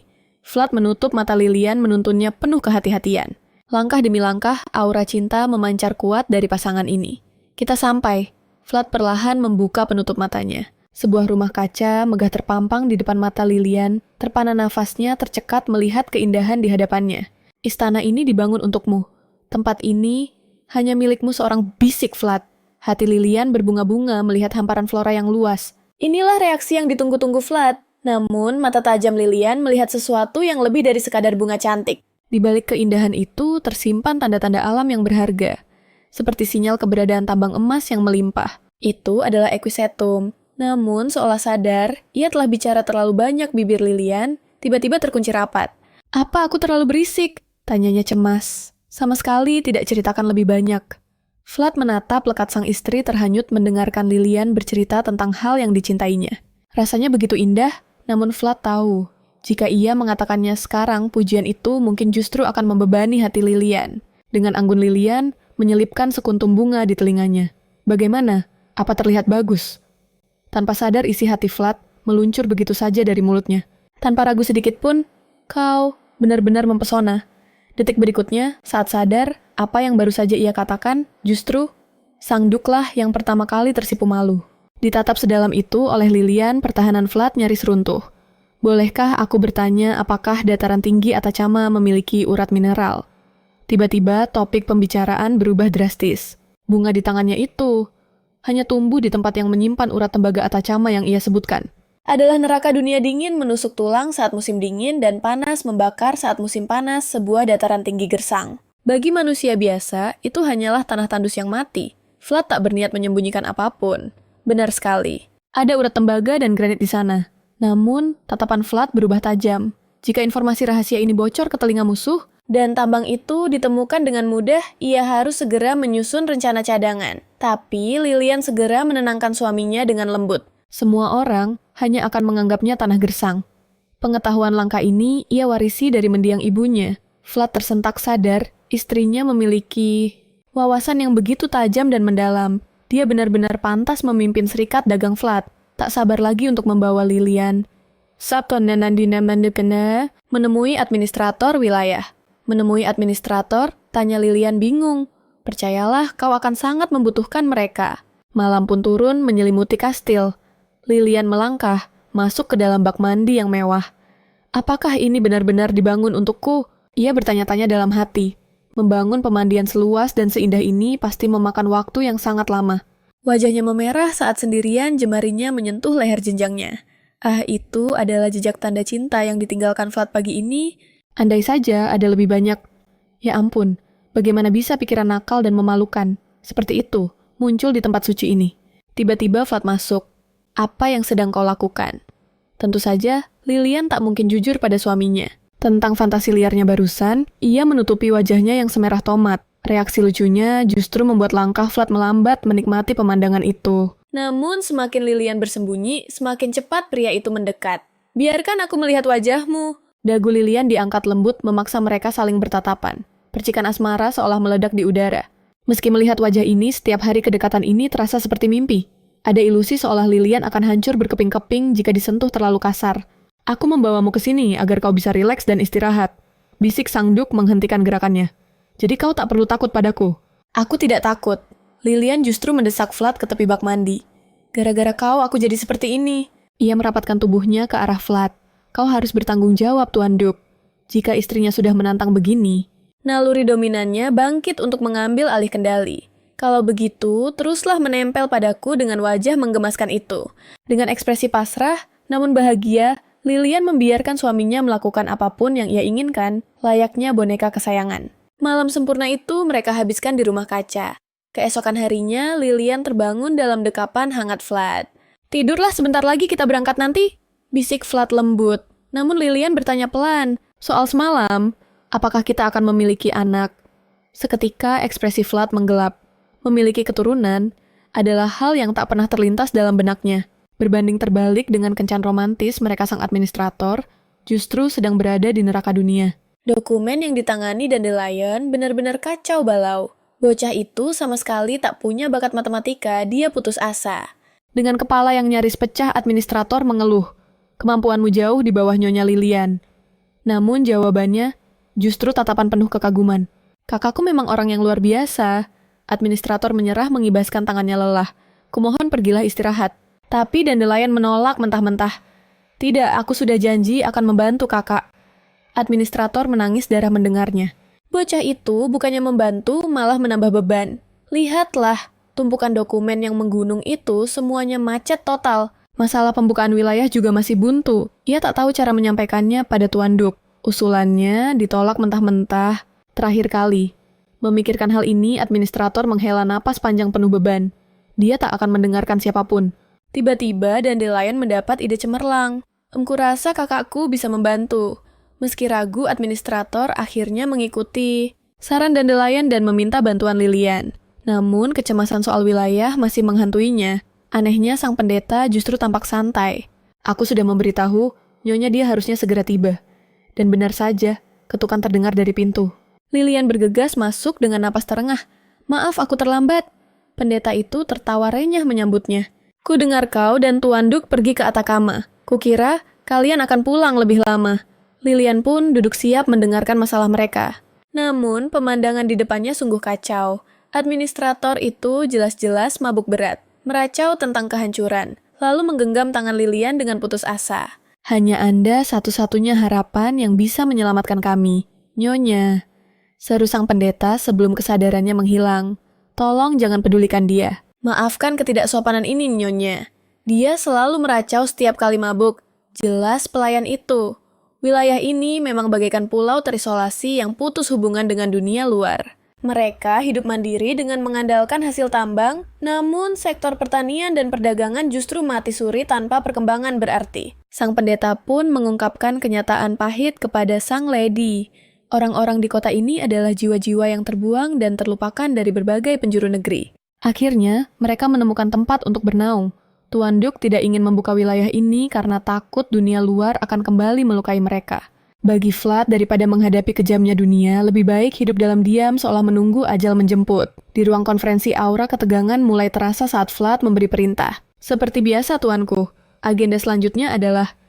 Belum sempat bawahan itu, selesai Vlad mengangkat tangan menghentikan pembicaraan dengan gestur dingin. Kita tunggu sampai semua orang hadir, ucapnya datar. Ruangan itu seketika riuh, para bawahan saling berbisik heran. Apakah ada anggota baru yang akan datang? Tiba-tiba suara ketukan sepatu hak tinggi memecah keheningan menggema di seluruh ruangan. Semua mata sontak tertuju ke arah pintu. Sosok itu adalah sang lady.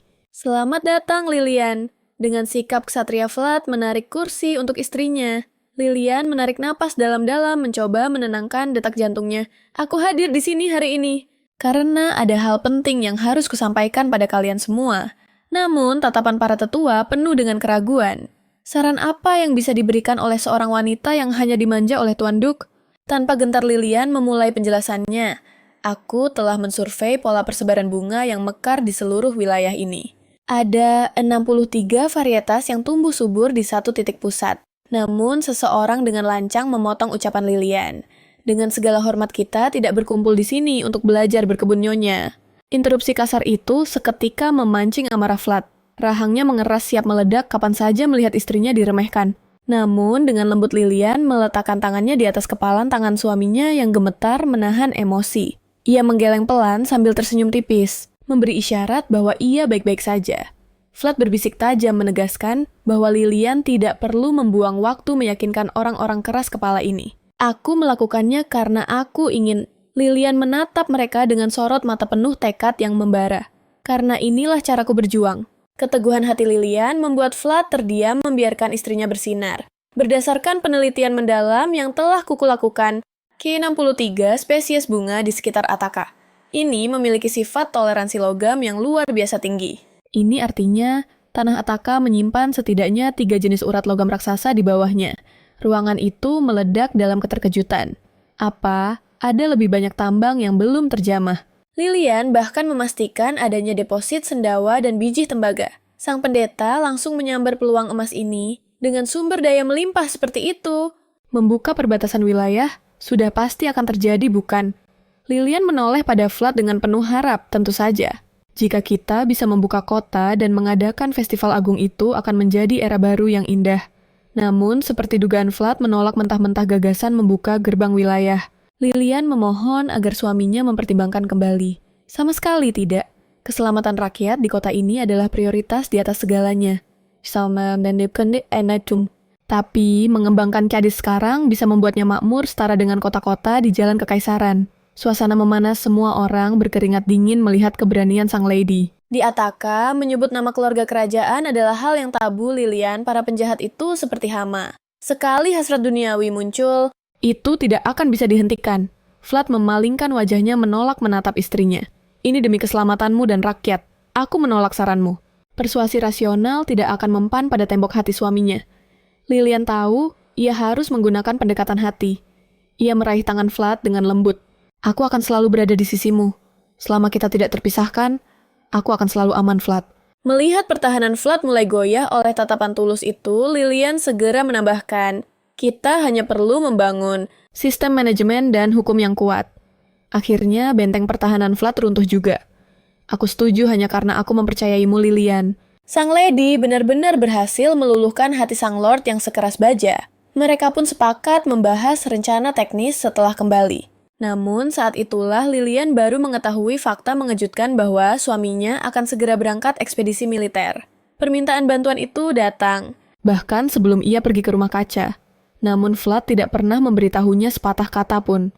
Lilian merenung mungkin selama ini ia terlalu terlena dalam kenyamanan hingga lupa bahwa posisinya di sini hanyalah sebagai Duchess yang bertugas memenuhi kewajiban semata. Dua hati yang hendak berpisah itu diselimuti keengganan. Tiba-tiba Vlad berhenti melangkah. Wajah Lilian memerah padam, jantungnya berdegup kencang. Dengan suara bergetar, ia memberi izin, kau boleh melanjutkannya. Vlad melihat betapa rapuhnya Lilian saat ini. Ia mengepalkan tangannya mati-matian menahan hasratnya. Kau terlihat demam, Lilian. Vlad tampak siap berbalik pergi kapan saja. Lilian bersikeras ia baik-baik saja. Aku tidak apa-apa. Namun di mata Vlad, perjalanan jauh ke rumah kaca pasti sangat melelahkan bagi istrinya. Belum lagi, Lilian langsung bekerja keras menyelidiki urat mineral begitu mereka kembali. Dengan lembut ia membelai wajah istrinya. Kesehatanmu jauh lebih berharga daripada hal-hal ini. Tapi ini adalah malam terakhir mereka sebelum perpisahan. Hati Lilian terasa nyeri. Bukankah lazimnya seorang pria menginginkan istrinya melahirkan keturunan setelah menikah? Kenapa kau justru menghentikanku melakukan kewajibanku sebagai istri? Tanya Lilian dengan suara parau. Vlad menatapnya, tak percaya sorot matanya terluka. Apakah segala yang kau lakukan selama ini murni hanya demi kewajiban seorang istri? Pertanyaan menusuk dari Vlad, seketika membuat Lilian disergap rasa bersalah yang mendalam. Tidak sepenuhnya begitu. Vlad memijat keningnya dengan frustrasi yang memuncak. Apakah aura intimidasi miliknya kembali membuat Lilian gemetar ketakutan? Dengan suara bergetar, Lilian memohon agar suaminya tidak pergi. Wanita itu menunduk penuh penyesalan kepada suaminya. Maafkan aku karena mengatakan hal yang tidak pantas. Namun Vlad sebenarnya memahami ketakutan apa yang sedang menghantui hati istrinya. Dengan tatapan tajam, namun lembut, ia bersumpah pada Lilian. Kau tidak akan pernah dikirim kembali ke Irlandia hanya karena masalah keturunan. Kau tidak perlu mengantarku untuk ekspedisi ini. Kata-kata itu menutup pembicaraan. Kini Lilian tertinggal sendirian di taman yang sunyi dan dingin. Pikirannya berkecamuk menyalahkan dirinya sendiri. Hanya wanita licik yang akan menggunakan anak sebagai alat untuk menahan kepergian suaminya. Betapa mengerikannya dirinya ini. Tiba-tiba, suara langkah kaki terdengar.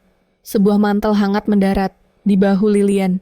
Dandelion, kau mengejutkanku udara. Di luar membekukan tulang, kenapa kau berkeliaran di sini? Sebagai seorang adik yang peka, Dandelion tahu benar kakaknya selalu lari ke halaman saat hatinya sedang gundah. Meski Tristan sudah diusir pulang, ancaman belum berakhir. Ayah pasti akan mengirim mata-mata lain untuk memeriksa rahim sang Duchess. Mendengar itu, Dandelion meminta maaf dengan canggung. Maafkan aku hanya bisa menyusahkan tanpa memberi solusi. Tapi, kau tetap di sini kan? Keberadaanmu di sisiku sudah lebih dari cukup. Kau benar-benar sudah berubah, Kak. Semua ini berkat Sang Duk. Benar sekali. Hanya dengan berada di sisi Vlad.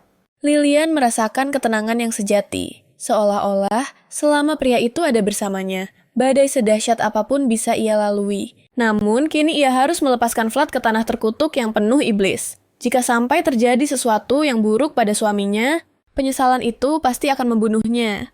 Di sisi lain, kegagalan Tristan memancing amarah besar ayah Lilian. Setelah susah payah mendudukkan Lilian di kursi Duchess, putrinya itu malah membiarkan dirinya dimanipulasi. Sungguh bodoh. Tiba-tiba, putra kedua keluarga Ares melangkah masuk. Troxus memasuki ruangan dengan senyum penuh arti. Seharusnya ayah mengirimku sejak awal. Ia duduk berhadapan dengan sang kepala keluarga yang sedang murka. Karena Tristan sudah gagal total, kita tidak boleh kehilangan jalur distribusi hanya karena kebodohannya. Ayah Lilian berniat turun tangan sendiri. Namun Troxus menyela. Biarkan aku menggantikan ayah. Izinkan aku melihat apa yang sebenarnya direncanakan Duke dan Lilian. Tawaran licik ini membuat sang ayah tersenyum puas. Inilah putraku yang sesungguhnya.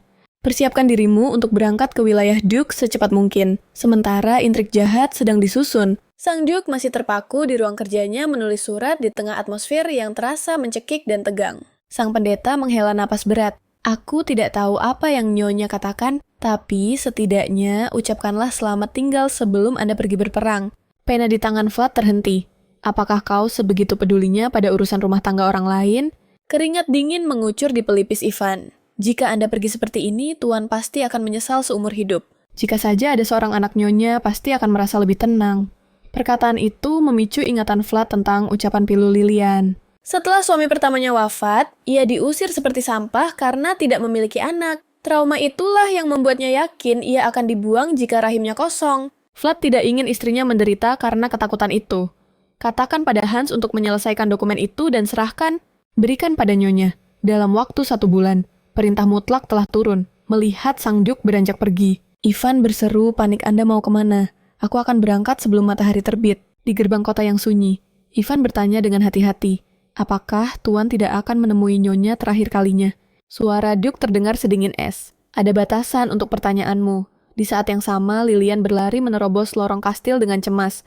Taren, bisakah aku bertemu Vlad? Namun, wajah Taren menyiratkan rasa bersalah. Sang Duke sudah berangkat. Wajah Lilian seketika berubah pucat pasi. Siapa yang tahu kapan aku bisa melihatnya lagi? Aku bahkan tidak sempat mengucapkan salam perpisahan Taren, mengulurkan tangannya iba. Jika Nyonya memiliki pesan aku akan menyuruh ksatria yang berangkat belakangan untuk menyusul Duke. Tolong berikan ini pada Vlad demi aku. Sementara itu, di perbatasan Vlad menahan tali kekang kudanya. Ia berdiri sendirian di terpa angin salju yang menusuk, kembali terbalut dalam kesepian yang abadi. Kastil megah itu kini bermandikan cahaya matahari terbit di kejauhan. Tuan seorang ksatria memacu kudanya mendekat dengan tergesa. Kenapa kau kembali? Ekspedisi tetap berjalan sesuai rencana Vlad, baru saja selesai memberi perintah ketika matanya menangkap sesuatu di tangan ksatria itu. Mengapa kau memegang sapu tangan milik Lilian ksatria itu mempersembahkan benda itu dengan kedua tangannya? Saya baru saja akan mengantarkan ini pada Anda, Tuan. Nyonya sendiri yang membawanya. Beliau bersikeras agar saya menyerahkannya langsung ke tangan Tuan. Vlad mencengkeram sapu tangan itu erat-erat. Jemarinya mengusap kain halus itu berulang kali, seolah mencari kehangatan yang tertinggal. Kerinduan pada Lilian meledak dalam dadanya, bagaikan ombak pasang. Tanpa pikir panjang, Vlad memutar kudanya dan memacu sekencang angin kembali ke kastil. Ksatria itu terbelalak tak percaya. Tuan mereka yang berhati dingin dan tegas, tidak pernah sekalipun menoleh ke belakang saat perang telah dimulai. Vlad menembus gerbang kastil, namun langkahnya terhenti tepat di pintu masuk utama. Aroma lembut dari sapu tangan itu memenuhi indera penciumannya, menghadirkan bayangan wajah istrinya yang menangis. Tiba-tiba saja, di tengah badai salju yang mengamuk, sesosok bayangan rapuh mencuri perhatiannya. Lilian berdiri gemetar tubuhnya hanya dibalut pakaian yang terlalu tipis. Pemandangan itu mengiris hati Vlad. Rasa cemas seketika melanda. Bagaimana jika dia jatuh sakit? Kenapa dia nekat menantang badai sedingin ini? Melihat raut wajah istrinya yang penuh kekhawatiran, benteng pertahanan Vlad perlahan runtuh. Sejenak terlintas harapan liar. Mungkinkah mereka memiliki masa depan bersama seorang anak? Tidak. Dia harus membunuh angan-angan itu. Vlad memejamkan matanya erat-erat. Pesan terakhir mendiang ibunya kembali menghantui bagai kutukan. Jangan pernah meninggalkan keturunan, bisik suara itu. Hiduplah dalam kesepian, dan matilah bersama darah terkutuk ini. Cukup dia satu-satunya monster di dunia ini. Dia tak tega mewariskan takdir iblis kepada anak Lilian.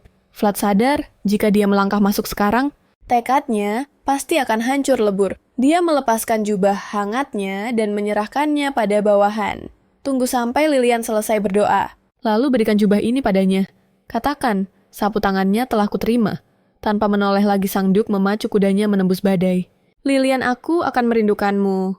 Di belakang sana, Lilian hanya bisa mengirimkan doa untuk punggung suaminya yang kian menjauh. Hanya itu satu-satunya kekuatan yang dia miliki. Musim dingin pun berlalu berganti semi. Namun hari-hari penantian terasa menyiksa.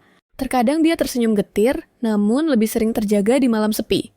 Beberapa bulan kemudian, kabar tentang Vlad akhirnya tiba membuat seluruh tubuh Lilian gemetar hebat. Suaminya disergap oleh kawanan iblis di hamparan. Padang rumput Ataka yang ganas. Di medan pertempuran Vlad, bangkit dengan tubuh penuh luka. Setiap kali dia menginjakan kaki, di tanah ini, para monster selalu bermunculan. Sejauh mata memandang dunia berwarna merah darah. Perlahan, wujud manusianya kembali mengambil alih. Bagi Vlad, pembantaian ini adalah rutinitas biasa. Namun kini berbeda, ada seseorang yang menunggunya pulang. Bayangan wajah Lilian melintas di benaknya. Tangan Vlad terhenti tepat sebelum menyentuh sapu tangan di sakunya. Dia tak sudi darah kotor iblis menodai hadiah suci dari istrinya. Dengan napas berat, Vlad kembali ke perkemahan. Para prajurit bergegas menyambutnya dengan wajah pucat. Aura membunuh masih menyelimuti wajah tuan, mereka membentuk bayangan hitam yang mengerikan. Mereka bersujud memohon ampun karena gagal melindungi tuan besar. Namun Vlad justru memberi perintah tak terduga pada kurir. Kembalilah dan beritahu Lilian. Katakan tempat ini sudah aman. Karena di dunia yang gelap ini, hanya Lilian satu-satunya manusia yang tulus mempedulikannya. Saat berita tentang luka Vlad sampai ke telinganya, dunia Lilian serasa runtuh. Kelopak matanya bergetar menahan tangis. Mungkinkah Vlad? Sang utusan buru-buru mengibaskan tangannya. Tuan besar aman, beliau selamat. Prajurit itu bingung menjelaskannya. Nyonya besar tidak boleh tahu bahwa suaminya baru saja berubah menjadi monster buas yang mengerikan. Lilian nyaris gila karena khawatir. Tiba-tiba pintu ruangan terbuka lebar. Nyonya, Anda baik-baik saja. Suara keributan di luar memancing perhatian. Lilian menceritakan kondisi Vlad dengan suara parau. Dia tak tahu detailnya. Dan ketidaktahuan itu semakin menyiksanya. Nyonya, ingatlah saat pertama kali Tuan membawa Anda ke wilayah ini. Bukankah dia juga membantai iblis-iblis itu? Ingatan itu kembali menyeruak. Benar, saat pertemuan pertama, mereka Vlad bertarung seorang diri melawan monster demi menyelamatkannya. Jadi Nyonya tidak perlu cemas, Tuan Besar adalah ksatria yang tak terkalahkan. Penjelasan sang utusan akhirnya menenangkan badai di hati Lilian. Helaan napas lega lolos dari bibirnya. Selama Vlad masih bernapas, itu sudah lebih dari cukup. Nyonya, ada satu hal lagi. Utusan itu membuka sebuah kotak misterius yang dibawanya. Ini hadiah khusus dari Tuan untuk Anda. Lilian menatap isi kotak itu dengan bingung. Bukankah ini sebuah pistol? Ini adalah simbol mandat mutlak. Selama Vlad pergi, Lilian memegang otoritas penuh atas seluruh wilayah. Dengan tangan gemetar, Lilian mengangkat senjata itu, menelitinya dengan tatapan tajam. Kalau begitu, siapkan kereta. Aku ingin melihat wilayahku. Dia ingin memastikan dengan mata kepalanya sendiri. Bagaimana nasib rakyat di bawah pemerintahannya. Dan Delayan memucat melihat moncong pistol yang bergoyang-goyang. Nyonya, tolong letakkan benda berbahaya itu dulu. Hans segera menyusun jadwal inspeksi mendadak. Oh, ada satu hal penting lagi yang harus kita bahas. Aku berencana mengambil alih kembali perusahaan dagang Ars. Pernyataan Lilian membuat kakaknya dan Hans tersentak kaget. Benarkah? Meski terdengar mustahil saat ini, Lilian sudah menyusun rencana matang. Hans tersenyum lebar. Kebetulan yang luar biasa, dia juga membawa kabar baik yang sejalan. Para pejabat yang dikirim ke perusahaan Ars sedang mencoba menjilat kita demi kontrak mineral. Ini juga bagian dari instruksi rahasia Vlad sebelum dia pergi Andelin dan Hans membakar semangat Lilian. Awalnya dia ragu, namun dukungan mereka membulatkan tekadnya. Anda melakukan hal yang benar, Nyonya. Bahkan para wanita yang dipaksa bekerja di perusahaan itu berhasil diselamatkan oleh Sir Taren kontrak. Budak mereka telah diputus. Membujuk mereka keluar ternyata lebih mudah dari dugaan. Berita baik terus berdatangan. Rapat strategi 3 orang itu pun berakhir dengan optimisme. Lilian mengucapkan terima kasih dari lubuk hatinya. Kini dia kembali duduk sendirian di meja kerjanya merancang langkah skakmat berikutnya. Melawan ayahnya sendiri tidak akan mudah. Naluri ingin mengadu pada Vlad muncul, namun pena itu diletakkan kembali. Tidak, Vlad sudah terlalu banyak berkorban. Kali ini dia akan berjuang sendiri. Apakah dia pernah merasakan kehampaan yang mencekik seperti ini? Lilian terkulai di atas mejanya, tenggelam dalam kerinduan yang menyiksa jiwa. Kesadarannya perlahan memudar, menariknya jatuh ke dalam mimpi yang asing. Di sana, hamparan tanah beku serba putih membentang tanpa ujung. Siapa di sana? Langkah kaki Lilian membawanya mendekat pada sosok itu, sementara jantungnya berpacu liar. Mungkinkah itu Vlad? Saat namanya terucap, pria itu mengangkat wajahnya. Mata abu-abunya menatap tajam menyimpan lautan kesepian yang tak bertepi. Tangan kekarnya melingkari pinggang Lilian membenamkan wajahnya untuk mencari kehangatan di sana. Jemari lentik Lilian menyisir lembut rambut hitam kelam sang kekasih. Tiba-tiba pelukan Vlad mengerat mendekapnya dengan buas seolah takut kehilangan napas pria itu mulai memburu berat dan penuh gairah. Lilian terpaku di antara kedua kaki pria itu, tubuhnya membeku tak berdaya. Sosok dominan di hadapannya kini semakin menekan tubuhnya dengan posesif. Sentuhan tangan yang kuat itu menjalar membakar kulitnya dengan sensasi yang mengejutkan. Desah napas lolos dari bibir Lilian. Kakinya terasa lemas seketika membuatnya jatuh bersandar pasrah pada dada bidang Vlad. Kain yang menyelimuti tubuhnya terlepas begitu saja. Menjauhlah dariku, wajah Lilian memerah padam menahan malu. Namun Vlad justru menurut dan melepaskannya. Anehnya rasa kecewa justru menyelinap di hati Lilian. Jika kau merasa sayang untuk berhenti, katakan saja sejujurnya. Mata Lilian terpejam erat mengakui bisikan hatinya. Benar, rasanya memang sedikit mengecewakan. Layaknya seorang pemuja setia Vlad berlutut di hadapannya. Dia mengecup lembut kaki pucat sang wanita sebelum bibir mereka bertemu. Saling memohon izin dalam keheningan. Lilian, aku ingin menyentuhmu lebih dalam. Napas yang tercekat kini bercampur dengan hawa panas yang membara. Kakinya melingkari pinggang pria itu seolah telah lama menanti momen ini. Mengapa kau selalu membuatku begini? Lilian mengangkat wajah kekasihnya. Aku benar-benar menyukaimu yang seperti ini. Sungguh mimpi yang begitu manis. Di dunia nyata, Vlad terbangun sambil menggenggam erat sapu tangan Lilian. Tunggu, apakah barusan dia benar-benar bermimpi? Andai saja wanita itu menatapnya dengan benar saat perpisahan mereka. Lamunannya buyar seketika saat Ivan datang membawa sepucuk surat. Melihat tuannya melamun, Ivan terdiam. Vlad bahkan tak mendengar sepatah kata pun. Tangannya langsung menyambar surat itu dengan kasar. Wajahnya penuh ketidaksabaran. Jika ada yang ingin kau bicarakan cepat, katakan sekarang juga. Ini surat dari istri Anda, Tuan. Setelah Ivan pergi dengan hati-hati, Vlad membuka amplop berharga itu. Mata abu-abunya menyusuri setiap baris tulisan sederhana itu. Lilian menulis bahwa dia baik-baik saja. Dia baik-baik saja.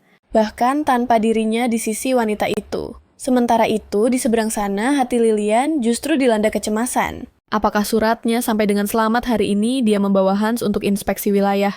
Para penduduk tak pernah menyangka bahwa Nyonya Bangsawan Agung akan menjejakkan kaki di desa terpencil ini. Permisi Dandelion berlari tergesa-gesa. Jika tahu dia akan datang, dia pasti sudah bersiap sejak awal. Namun mata tajam Lilian menangkap luka di dahi anak itu. Apa yang terjadi padamu? Kau baik-baik saja. Dandelion hanya tersenyum dan berkata semua aman. Tapi jelas sekali, bocah itu sedang berbohong. Lilian ingin mendesak lebih jauh, namun kerumunan warga sudah mengepung mereka. Dandelion memanfaatkan celah itu untuk segera pamit undur diri.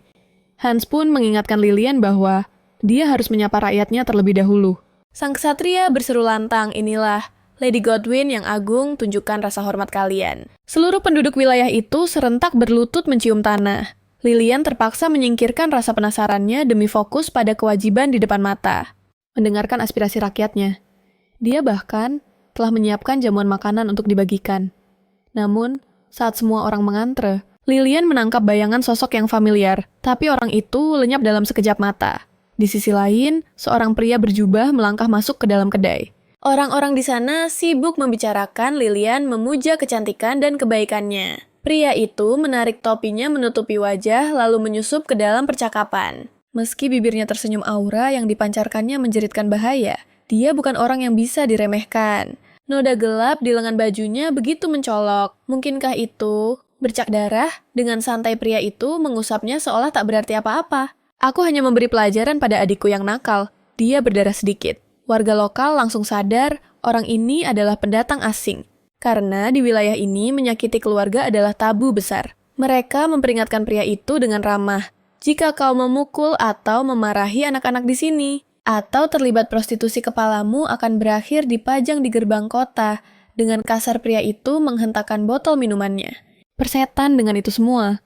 Apa Duchess sering datang ke tempat ini? Tentu saja tidak. Pria itu mengerutkan kening kecewa.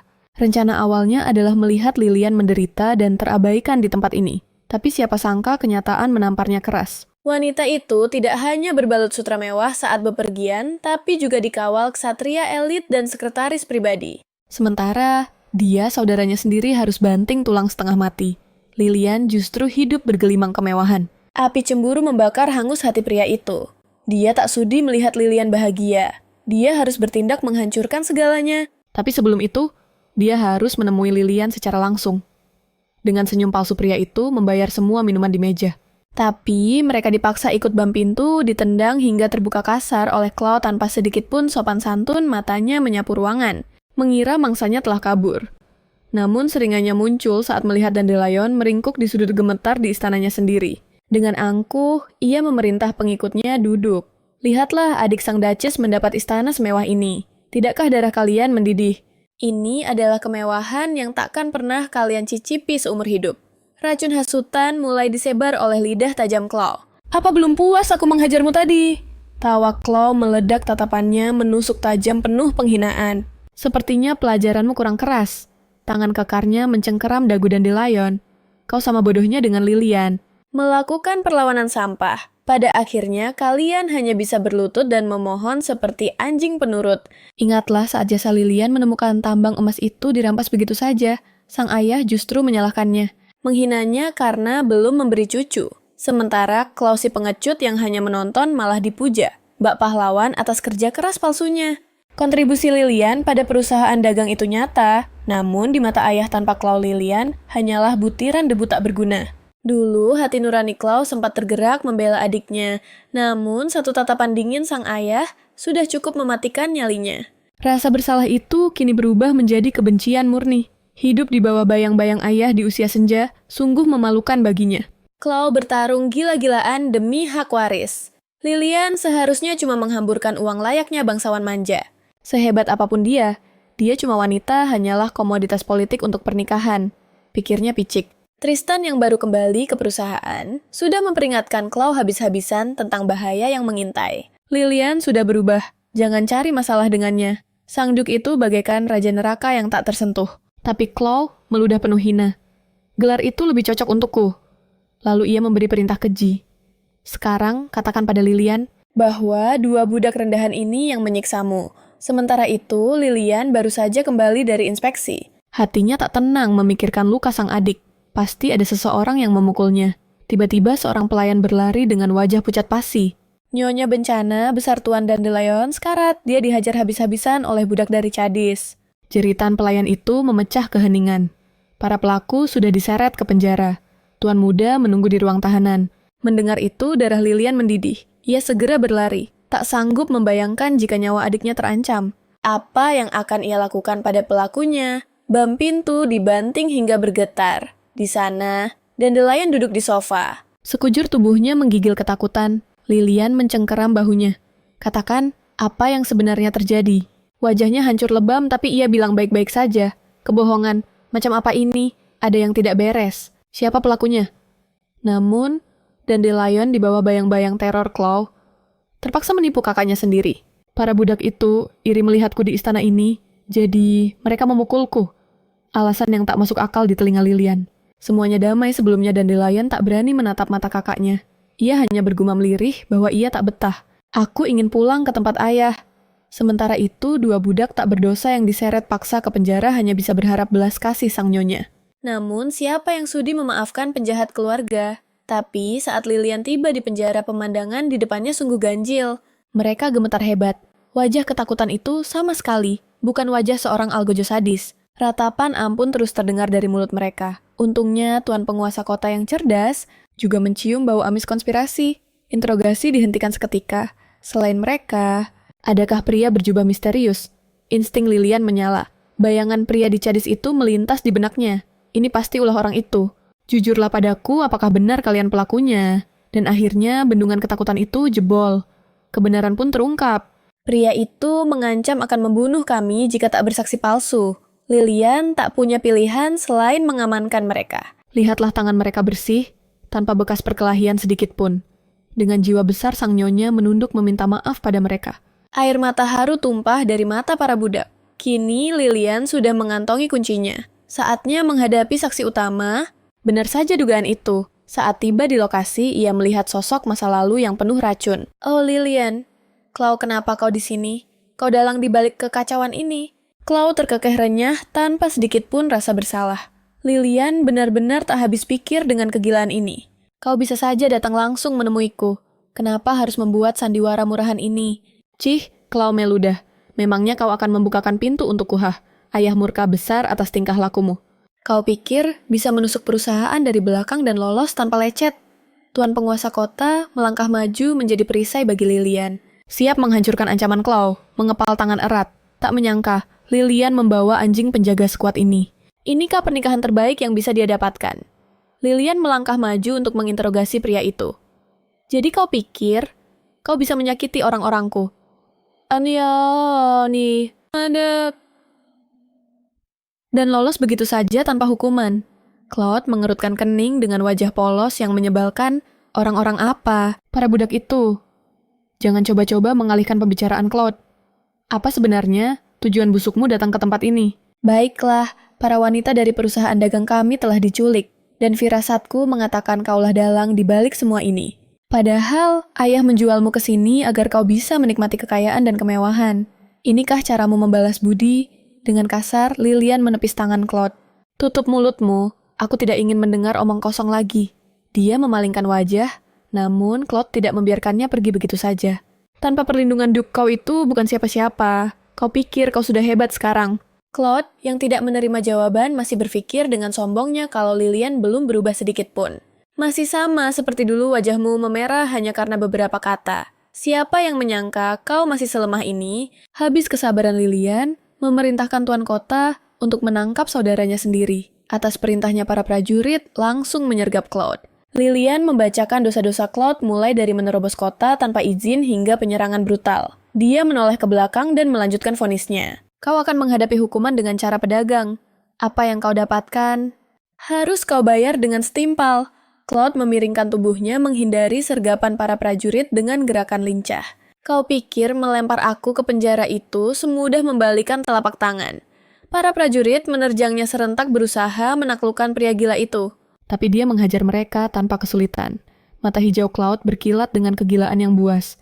Kudengar suamimu tidak ada di rumah belakangan ini.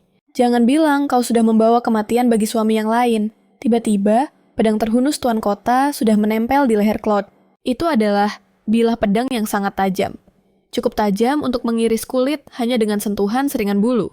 Darah pasti akan mengalir deras jika dia bergerak. Dia berdiri mematung menatap tajam tepat ke arah Lilian. Apa menghancurkan hidup temanmu belum cukup? Sekarang, kau mau membunuh keluargamu sendiri. Kejadian itu bukan salahku. Lalu, bagaimana dengan adik kecil tersayangmu? Aku sudah mengirim orang untuk mengawasinya. Jika aku mati, nasibnya tidak akan sesederhana patah kaki saja. Terpaksa Lilian memerintahkan tuan kota untuk menurunkan pedangnya. Namun, belum sempat Claude menyombongkan diri, suara mekanik yang dingin tiba-tiba bergema.